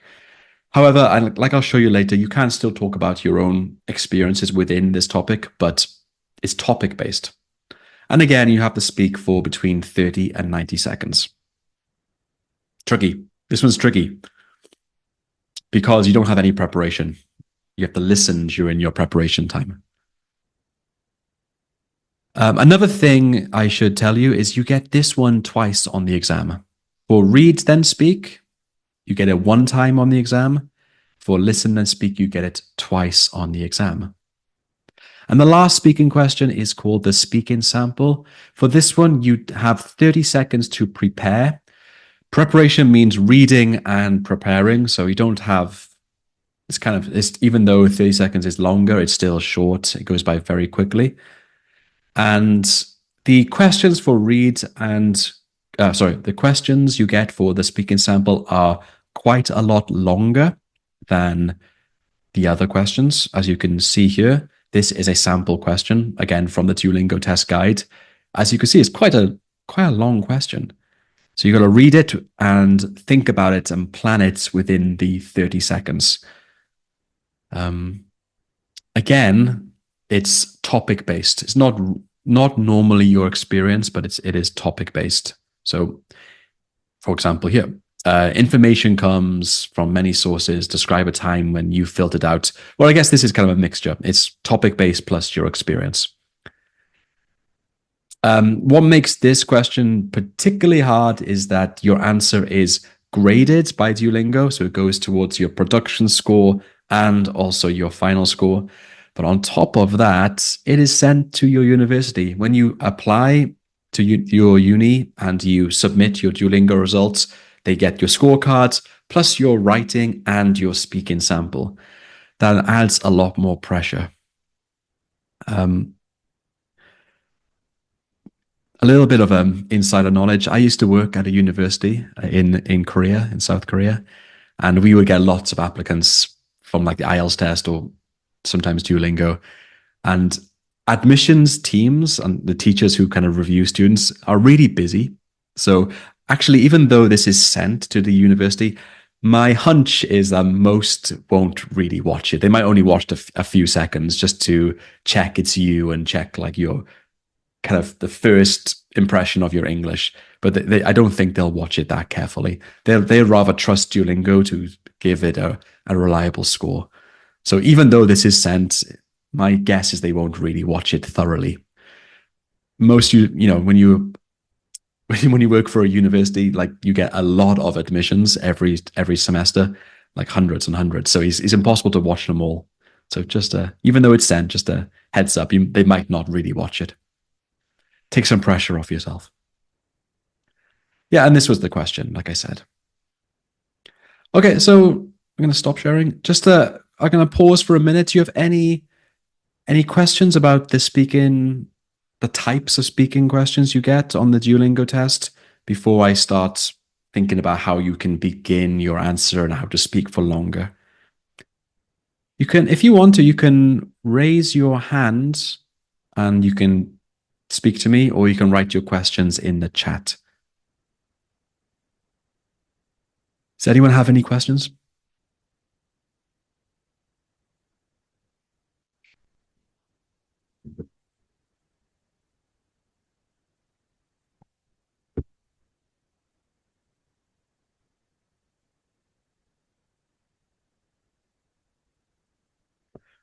Okay, I'm going to assume. Oh, I'm assuming not. So, yeah, thank you, Miriam. Just a quick heads up. So the way I'm going to run this speaking series in December, Monday will be a lesson from me, and then Thursday, when I do my other lesson, that will be a feedback session. So Monday, a lecture, lesson, and then Thursday, a feedback session. So if you come on Thursday, I'll give you the chance to answer a question.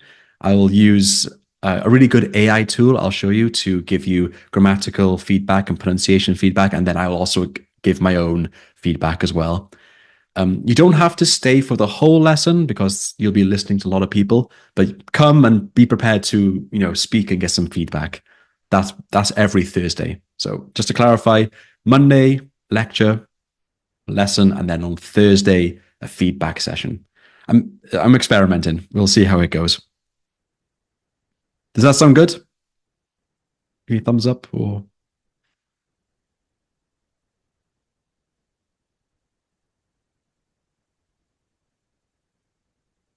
Yeah, good. Okay, thank you guys. Just a quick question. Sarah said, is the speaking counted in the mock test? My answer is, I'm not sure. I'm sorry, I don't know. I don't think so, actually. I don't think so, because I've had some students in the past who have done the practice tests without doing any speaking or writing, which means then, of course, but when they get their end score, it's kind of the same. So my guess is that it's not. Also, if you think from Duolingo's business point of view, grading speaking and writing is really expensive. Actually, it uses lots of like computing power and AI power, which is really expensive. So my guess is it's not, though. Yes, there we go. Thursday is a practice session. Okay, well, let's carry on. So we're going to talk about how to begin your answer. When I was a real teacher in the past, I suppose I am a real teacher, but I used to be a teacher in the classroom. I used to help students with their IELTS and TOEFL exams. Most students really struggled with beginning their answer. So this is kind of an easy thing to overcome if you just learn a few little techniques and phrases and also have some practice, of course. And yeah, sometimes beginning is the hardest. When you get started, you can speak for a long time, but actually starting is a bit tricky. So let's talk about that now. So I'm going to go through a bunch of phrases you can use, and you can try to memorize these when you begin your answers. I'll also be showing you some sample questions. Okay, so phrase number one, you can say, the one thing I'd like to talk about. For this one, at the start, you basically summarize the question. Describe something you do to stay healthy. I do many things that contribute to a healthy lifestyle, but the one I'd like to talk about is. This is a good phrase to use. You're talking about something specific. You're talking about the topic, but then you're mentioning and talk about one specific thing throughout your answer. Number two, my favorite was. Sometimes you get questions like this. Describe a book you read at school. So, my favorite was. I read several good books when I was at school, but my favorite was The Lord of the Rings. Again, phrases you can use to begin your answer smoothly. I'll mention again, basically you summarize or you kind of paraphrase the task, and then you use one of these phrases to go into extra detail and be more specific. Number three, I'd like to talk about a very simple one. I'd like to talk about the book series, Harry Potter. since it was my favorite and the most popular book series when I was in school. Another phrase to begin your answers. Number 4, personally, I'd have to say. So for example, talk about the meaning of happiness for you. Personally, I'd have to say that being happy is a feeling of satisfaction with your life. You use this one and then you summarize or you paraphrase the topic. 5, the one thing who or that stands out is. For example, in this type of question, describe the best teacher you ever had. Again, to summarize, I've been lucky enough to have several really good teachers, but the one who stands out is. And then my first sports teacher, because he taught me to believe in myself. Yeah, I'll show number 3. I'm going quickly, but I will show you them all at the end, of course. Number 3 is I'd like to talk about. And of course, if you're new to VIP, you might not know, I always upload all the recordings and all the PDFs for you to watch and download later.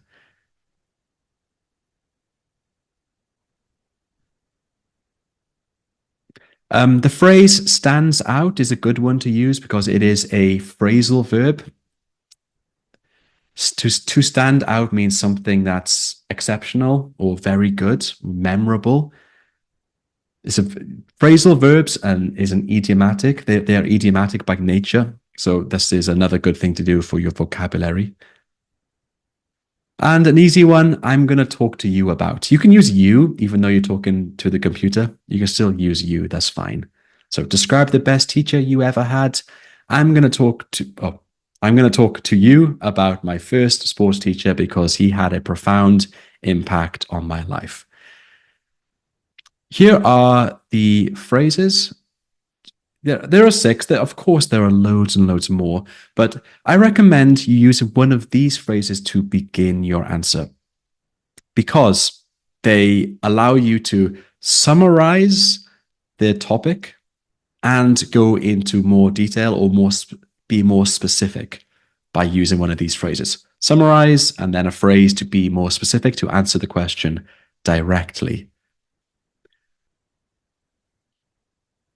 That's a simple way to begin. Like I mentioned, something like this. I'm going to talk to you about, and then you can just begin your answer. So, like I said, a lot of students I've met in the past, they really struggle with just getting started. But once they are speaking, they become more and more confident. At the time, you can memorize some useful phrases like this, and that will help you a lot. Then what you can do is try to extend your answer. This is all about the introduction, right? This is all about beginning. So you can extend your answer. But you can just say something like this. I've chosen something because, and then you can say why you've chosen to talk about that. So in a full example, I've read several good books when I was a school student, but my favorite was The Lord of the Rings. Okay, summarize the topic and now go in specific. I've chosen to talk about this book because I've actually read it more than 3 times.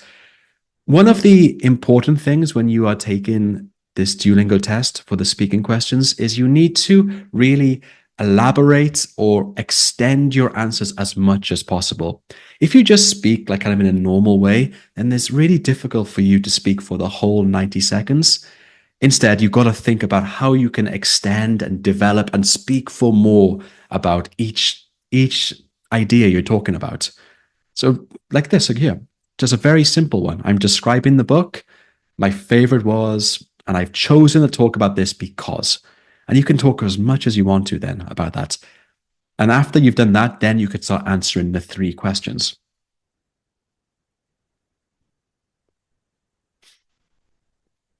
So we're going to focus mostly on read and speak, and then in a bit later we'll focus on listen then speak. But for read then speak, you have three or 4 questions to answer. And Duolingo have said in the past that they do want you to answer all parts of the question.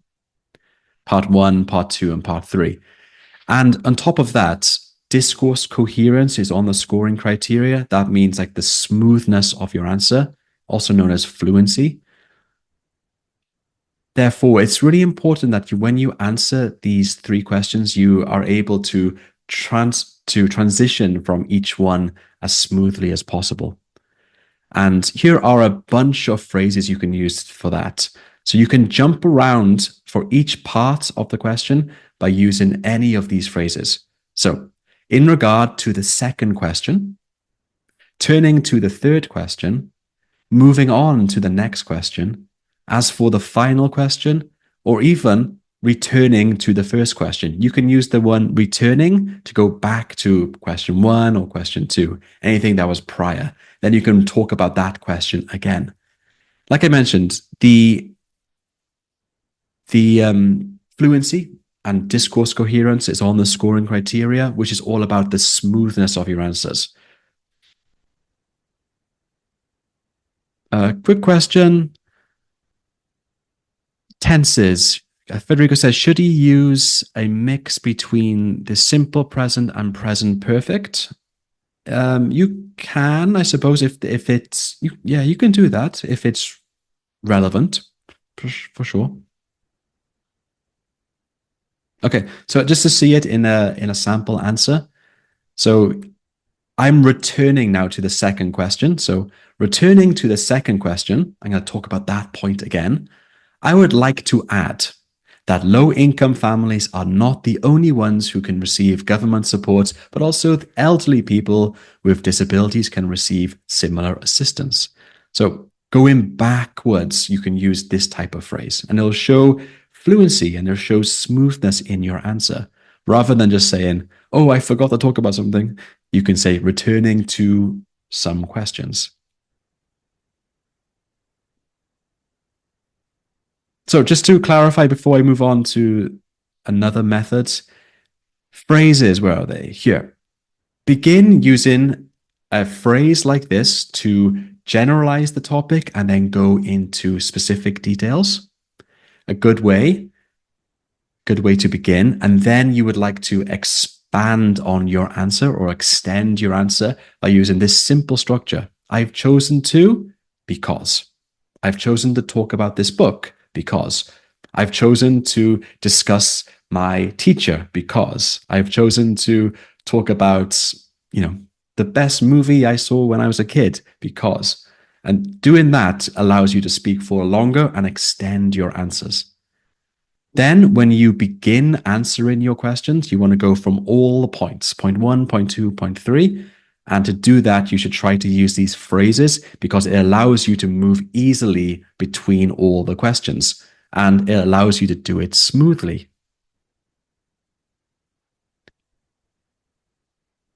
Once you've done that, then you can think about speaking for longer. So this is all about kind of answering the questions directly, but you need to also speak for up to 90 seconds. I would really recommend speaking for as long as possible. And then for that, you could think about this PPF method. I'll talk about that in 1 second, but in the meantime, does anyone have any questions? I can see a couple.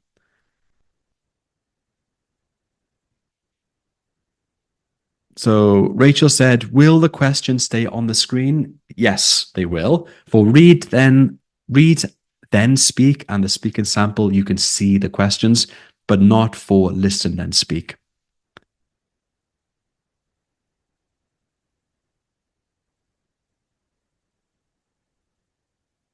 Yeah. Okay, I'm going to pause. We will talk about another method to help you really extend and speak about your answers for as long as possible. But in the meantime, do you have any questions so far?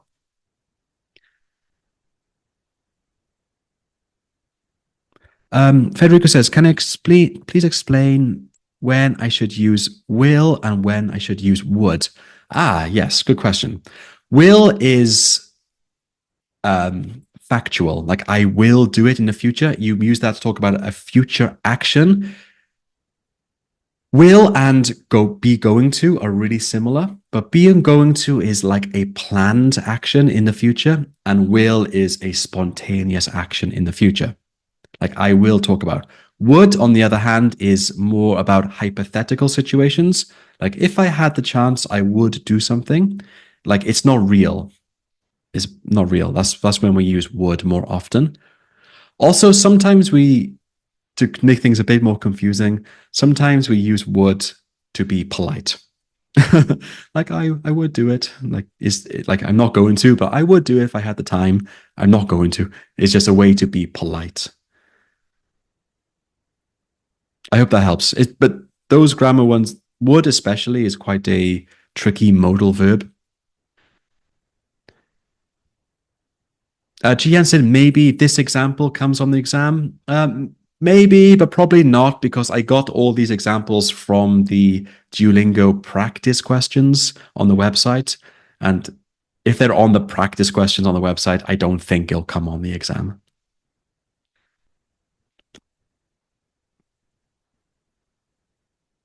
Okay, moving on. All right, so we are now so far, we've talked about how you can kind of introduce your idea and expand on that, and then use transition phrases to answer the questions directly. Now let's think about another method for speaking longer. It's called the PPF method. I've talked about this a lot of times, and so if you have joined these lessons in the past, you've probably heard me talk about it. That said, it is important, and it is what a lot of teachers around the world teach to their IELTS students or TOEFL, because it's a really easy way for you to speak for longer about a simple topic. PPF, do you know what it means? What does PPF stand for? Can you write it in the chat?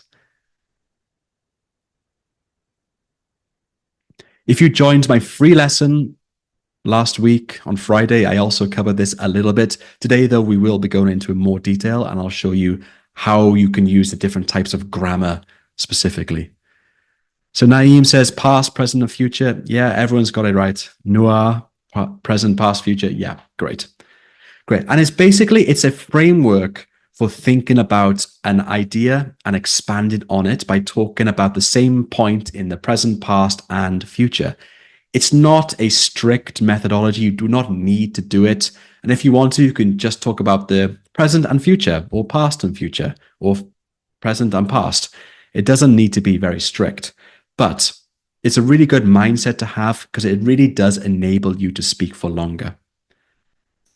So I'm just going to go through some questions, and then, yeah. So this is for a read, then speak question type, and it's quite an easy one. Describe your favorite subject in school. That's an easy question. And the first point is, what is it?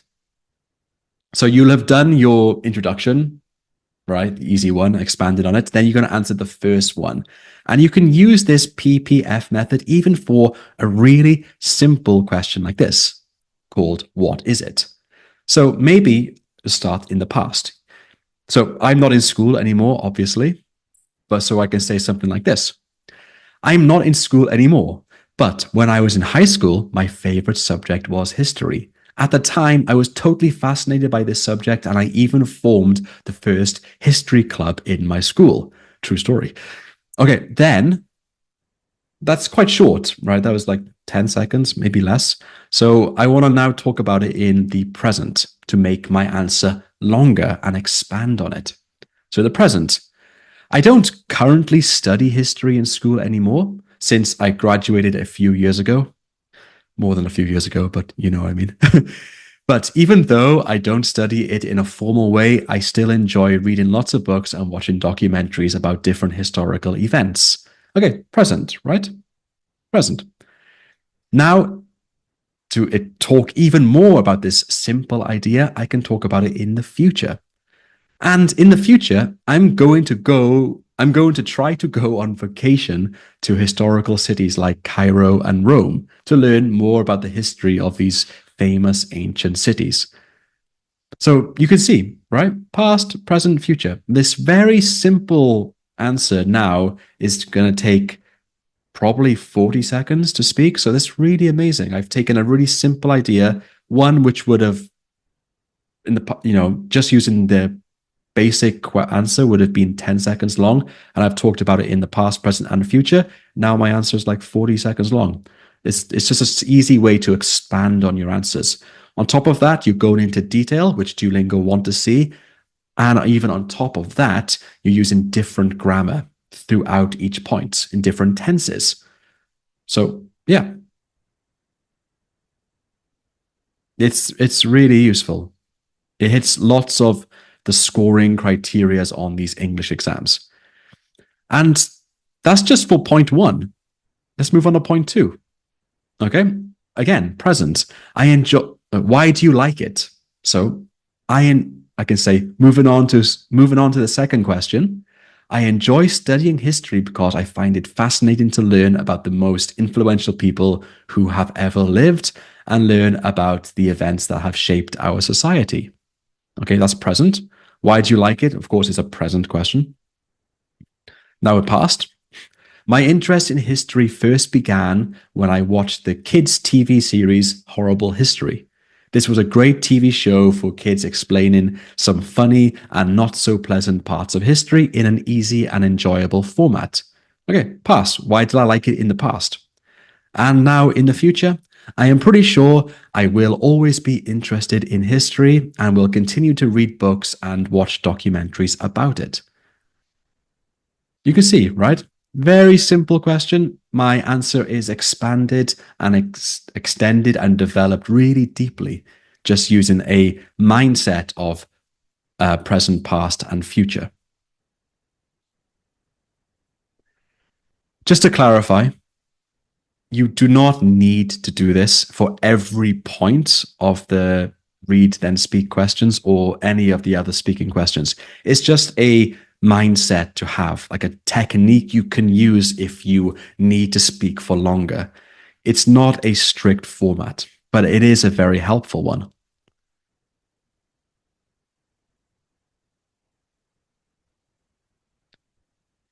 So yeah, and then of course for question 3 and 4, I could also use it if I wanted to. Again, I don't need to, but I could if I wanted to. So that these were read then speak questions. You can even use this for a listen then speak question. Remember, listen then speak questions are typically more topic based. They don't ask you directly about your experiences. However, you can still talk about it. You don't have to just be factual. You can definitely talk about your own personal experiences, even in these types of topic based questions. So this was the example question on the test, on the Duolingo test guide. Talk about environmental pollution in the place where you live. What causes it and what are the effects? How can it be controlled? So I could talk about this in the present, past, and future. So in the present, littering is a big cause of environmental pollution where I live, and it's something I notice a lot in my city. Nowadays, it seems like people have a habit of littering quite a bit, and unfortunately, this really contributes to more waste piling up and adds to environmental pollution. Because of this, you'll often see streets scattered with trash, which makes the whole place look messy and not so appealing. It's kind of sad because it doesn't take much to just throw things in the bin. The more litter there is, the worse the area looks, and it just creates this unpleasant vibe all around. So I've answered it in the present. This is quite long, 25 seconds or so. But to talk longer, I want to develop my idea. I'll then talk about it in the past and in the future. In the past, when I was younger, people seemed to care more about keeping our city clean. There wasn't much litter on the streets, and people made an effort to throw their trash in bins. Over time, though, this sense of responsibility has faded.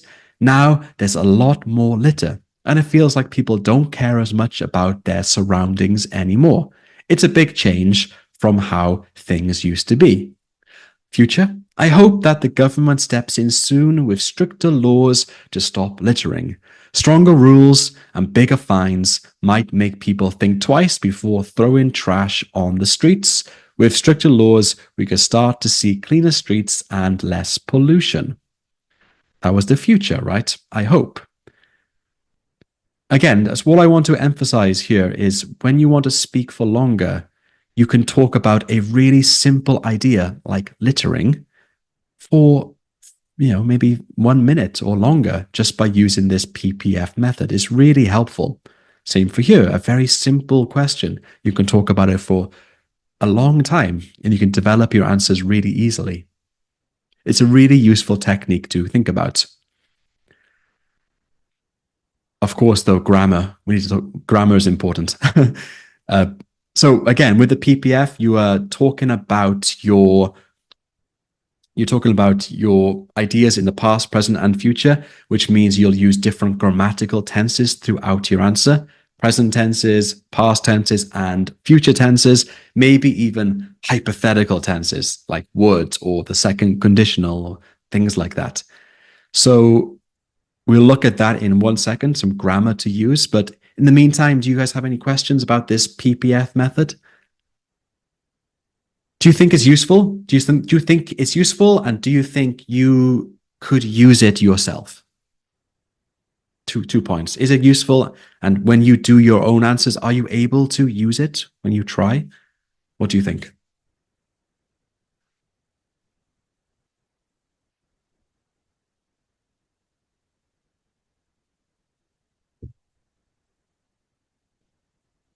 Rachel says it is, and with more practice I can. Yeah, absolutely. With practice, you need it. You need to practice, of course. These Duolingo and IELTS test speaking questions is kind of performative. It's not natural. It's not like you're naturally speaking. It's definitely more of like a performance. So practicing is the best thing.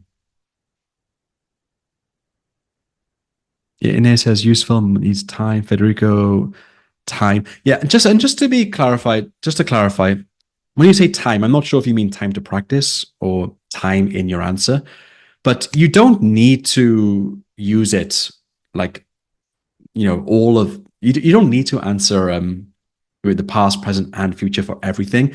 Like I said, it's just a mindset, something to consider doing if you run out of ideas or want to speak for longer. Federica says it's time, and speaking in 3 tenses is a bit tough. Yeah, I understand that, of course.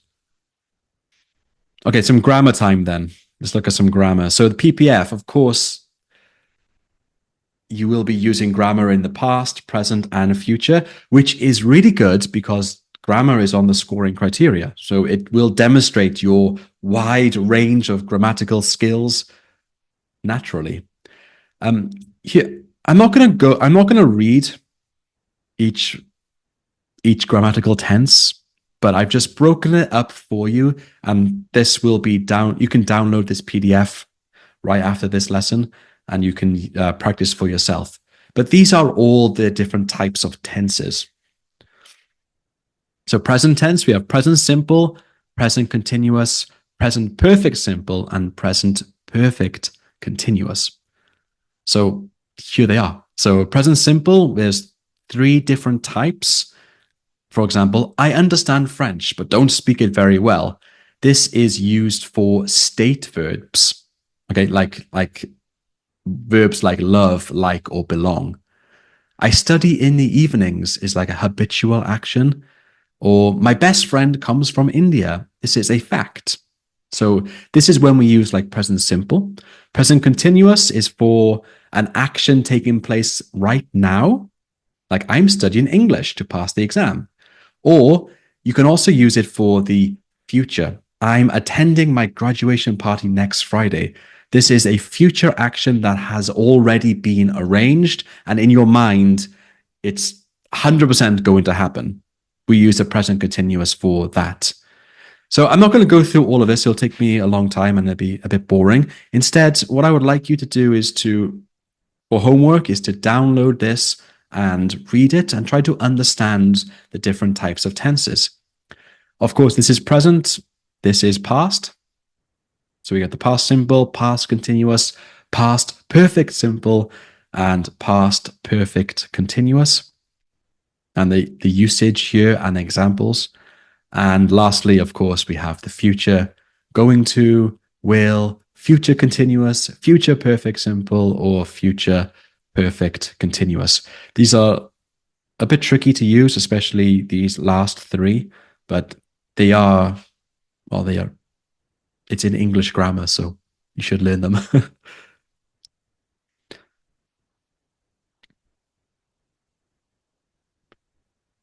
Quick question. When you were in school, did you learn these grammar tenses like this?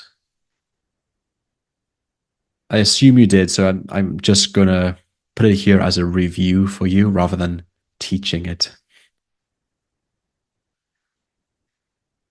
Yeah, Inhe says that she struggles with the perfect tenses. Inhe, can you change the blue button on your chat to everyone so we can all see your question? Inhe, I guess Inhe is from South Korea. It sounds like a Korean name. Yeah, the perfect tenses are tricky for sure. For example, even the present perfect simple is tricky. It's like an action that has happened in the past, but it's still, yeah, I'll do if you know, but still affects the present. For example, I have been to India, or I have been to Japan, I have been to Argentina, right? I did that in the past, but that experience is still with me now. So we use the present perfect for that. If I was dead, then I would say I went to India because I'm dead. The experience is gone from me. But we use it to talk about something that happened in the past, but still affects the present. We often use the perfect tenses to talk about our experiences. That's really, really common.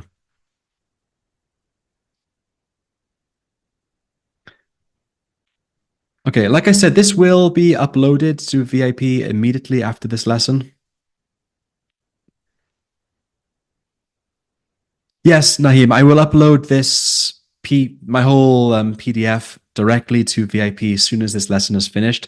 What I'll do as well, I will also make this chart into a different PDF and upload it to the resources for you.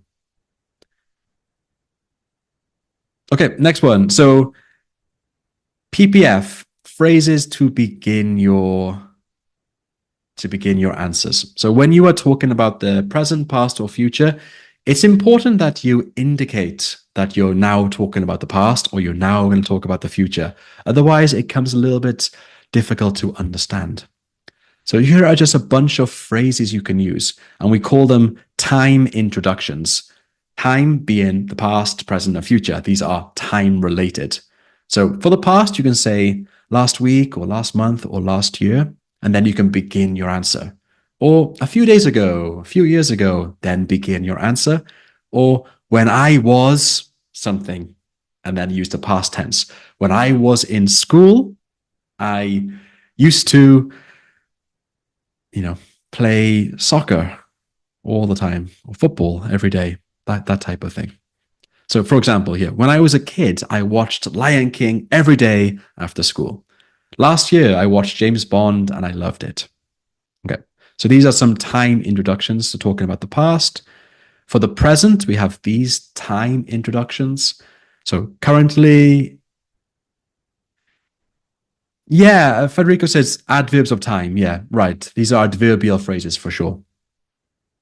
For the present, we have currently or I'm currently, these days, nowadays, at present, or right now.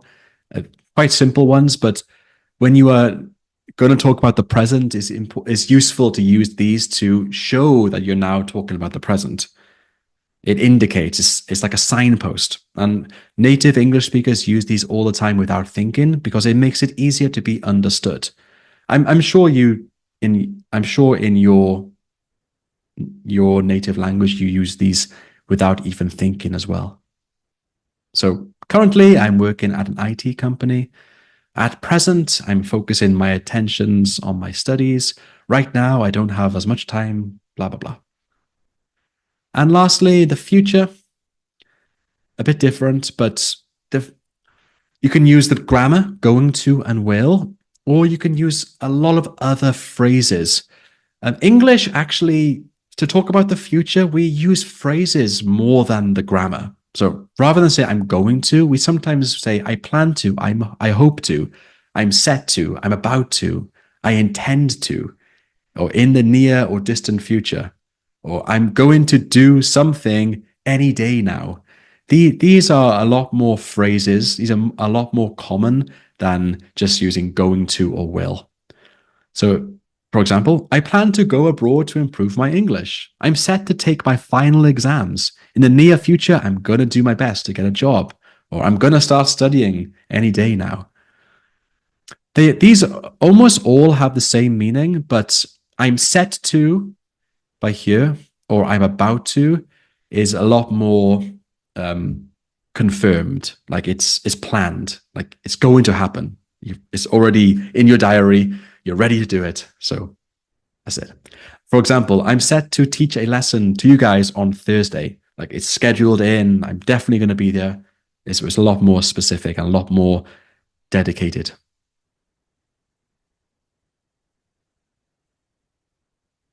Okay. So where are we?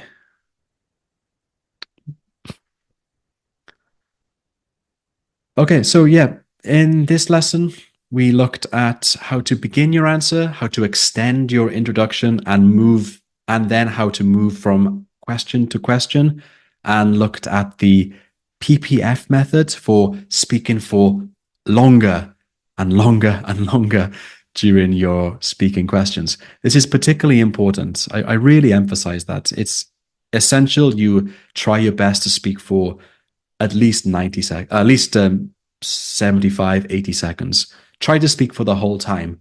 Also, different than writing, when you're speaking on the Duolingo test, you don't need a conclusion. You can just keep speaking. It doesn't need to be concluded. The writing questions do, but speaking is a lot more informal and a lot more messy than writing. So you do not need a strict structure and you do not need to conclude your answer. You can just keep speaking until the time runs out. That's fine. Thursday's lesson is all about your practice. So I will upload several questions. I'll do it today. I'll upload several questions to VIP, ones we will use in our Thursday lesson.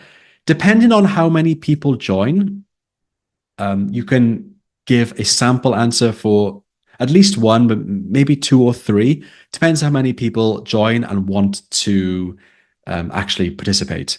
But just come and you can give your speaking answer. I will use an AI tool. It's called Elsa Speak. It's really useful.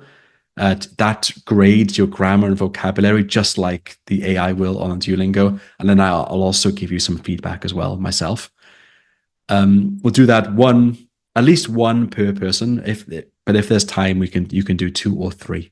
So that'll be really useful. That's going to be on Thursday. So join that, and I will be trying to encourage you to use the PPF method to speak for a lot longer during your speaking answers. Okay, I'm going to stick around for 5 minutes. So if you have any questions, please let me know. Rachel, so for this lesson, the video recording and the PDF will be uploaded under recordings. So just on the left-hand side on your laptop, you'll see a task menu. Underneath live lessons, there'll be recordings, and I upload all the recordings with PDFs there. For the questions, I will probably upload them in the resources section.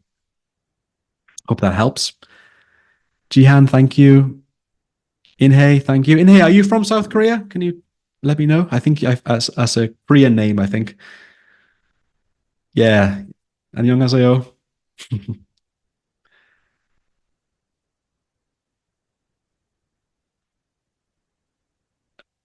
Okay, guys, thank you so much. Rachel, yes, I'll unmute you now. Let me just check any more questions. Ramesh, yesterday you registered for practice test. Okay, it takes about 24 hours. So check. I will use it it will be done within 24, 48 hours. You might need to log out and log back in. So check that. Rachel, I will answer your question. Rachel, oh. Rachel, do you want me to unmute you now?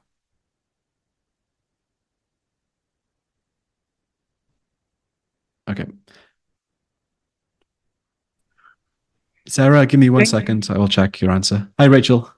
Yeah, thank you so much. I think when I joined the last time, I was saying that I needed to write by the 14th of this month. Okay. But I've seen that I still need some practice. So I wanted to know that will I still be able to write within the Christmas, because I need to submit my results latest by the 2nd or by the 1st of January. Can I write maybe like the Christmas season? Yes, you can. The only issue is that Duolingo's an American company and they normally take time off around Christmas time. I know that it is. No, you will be able to do it. I just think the results might not be delivered as promptly as normal. Okay, so now I think you should ask the Duolingo team specifically, because they might be committed to working throughout the Christmas holidays. I'm not so sure. I'm not sure if it was last year or the year before. Some of my students had their results delayed because of the holiday season.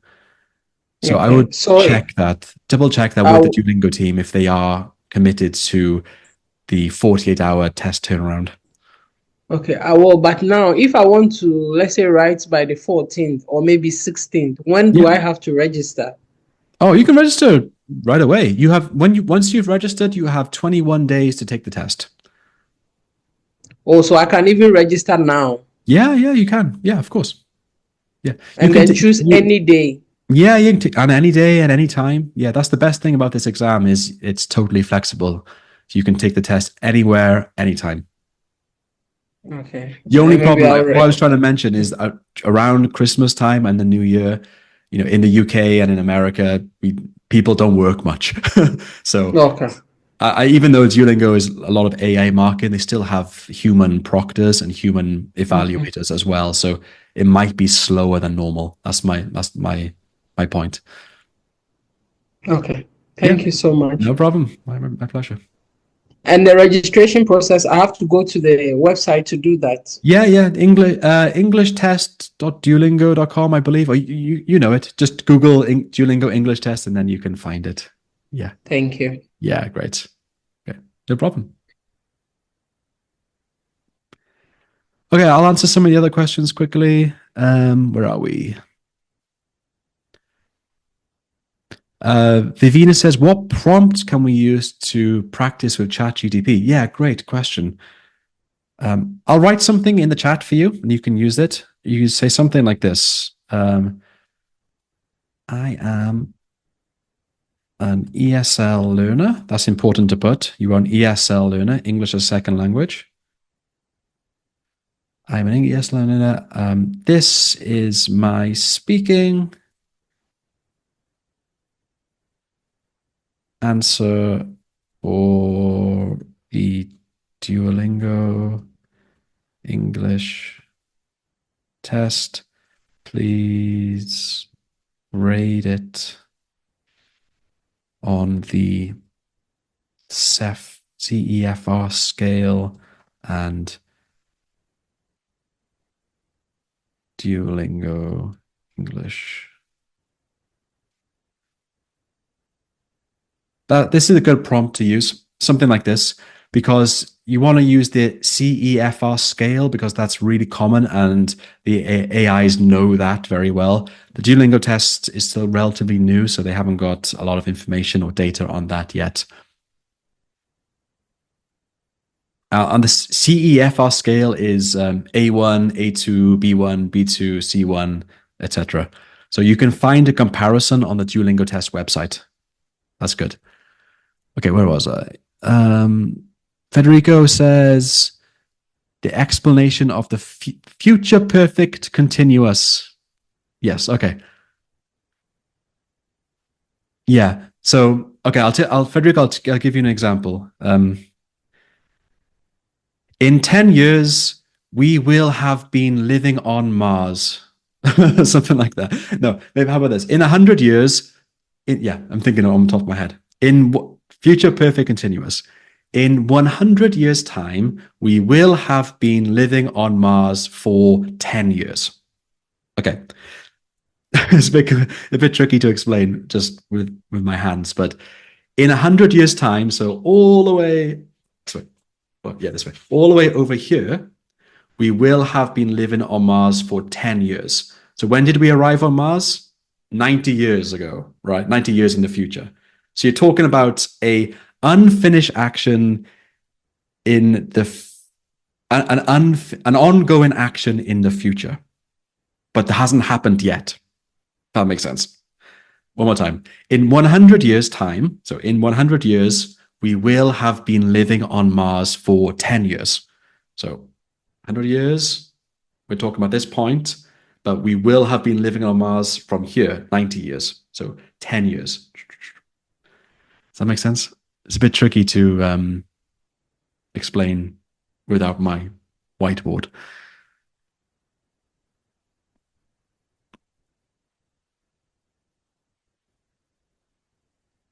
Okay.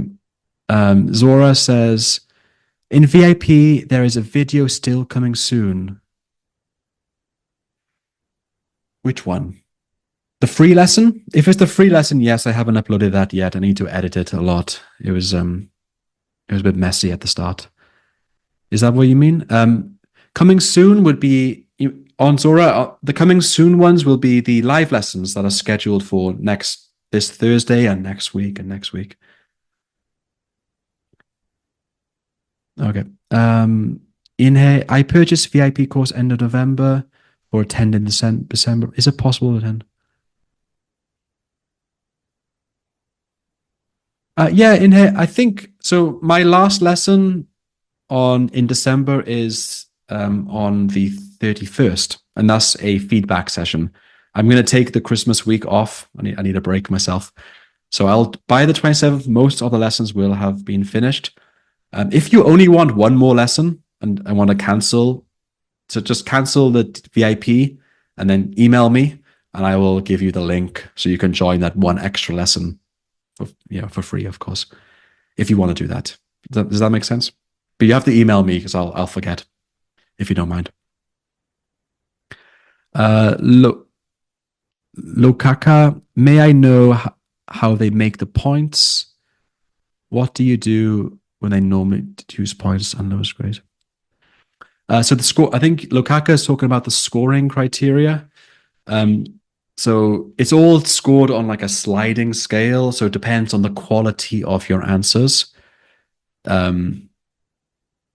Yeah, make it so things that lower your points, for example, would be in speaking would be too many ums and ahs, too much repetition, repeating yourself too many times, and not answering the question fully and not speaking for the whole time. Those are kind of things that lower your points. So to improve your speaking score, try to speak confidently, loudly, clearly, not too many ums or ahs. Don't repeat yourself and talk about different topics talk about different ideas as much as possible, and speak for at least 80 seconds, in my opinion. Okay, thanks, guys. I can see 2 more questions. So Ramesh, I have one doubt. I need to submit before January 1st. I'll take the test on the 14th. Yeah, I think if you take okay, I'll tell you. If you take the test on December 14th, you will get your results before January 1st, for sure. Yeah. I'm just saying that Duolingo is an American company, and I know their workers are in America and they do take time off around Christmas, but I don't know if they will. I'm just guessing. So if you want to contact Duolingo using the help button on their website, you can ask them that question and they will tell you for sure. But I am 99.9% sure if you did the test on December 14th, you will get your result before January 1st. I'm saying 100%. because they have a 48-hour window. And so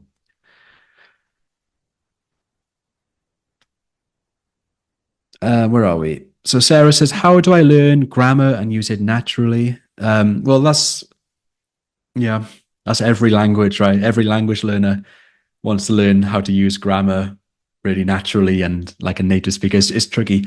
You need to learn about, for grammar, there are three things you should learn.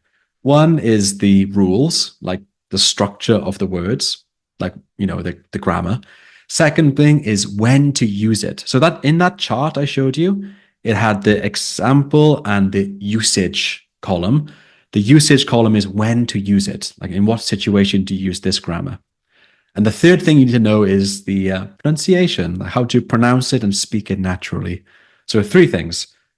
What did I say? Three things. The grammar, the structure, the usage, like when to use it, and then thirdly, for speaking, the pronunciation, how to pronounce it and speak it quickly and naturally. Those are three things.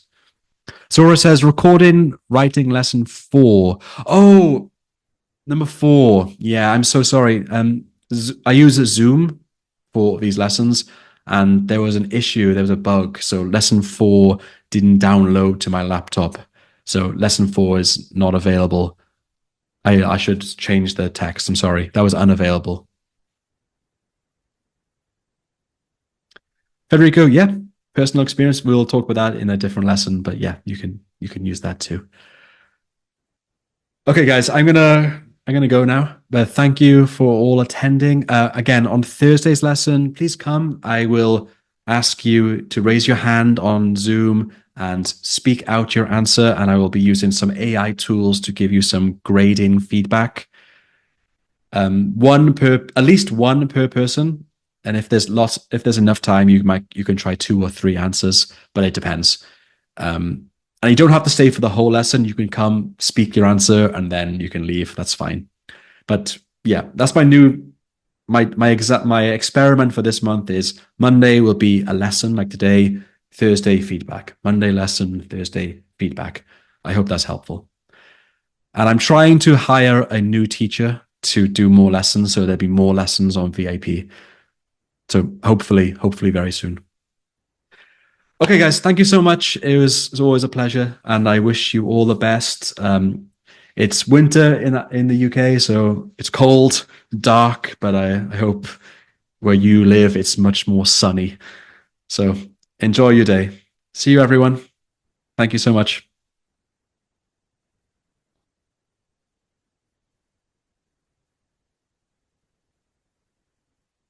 So guys, you just completed a full Duolingo English Test Speaking course. How was that? Was it easy or was it difficult?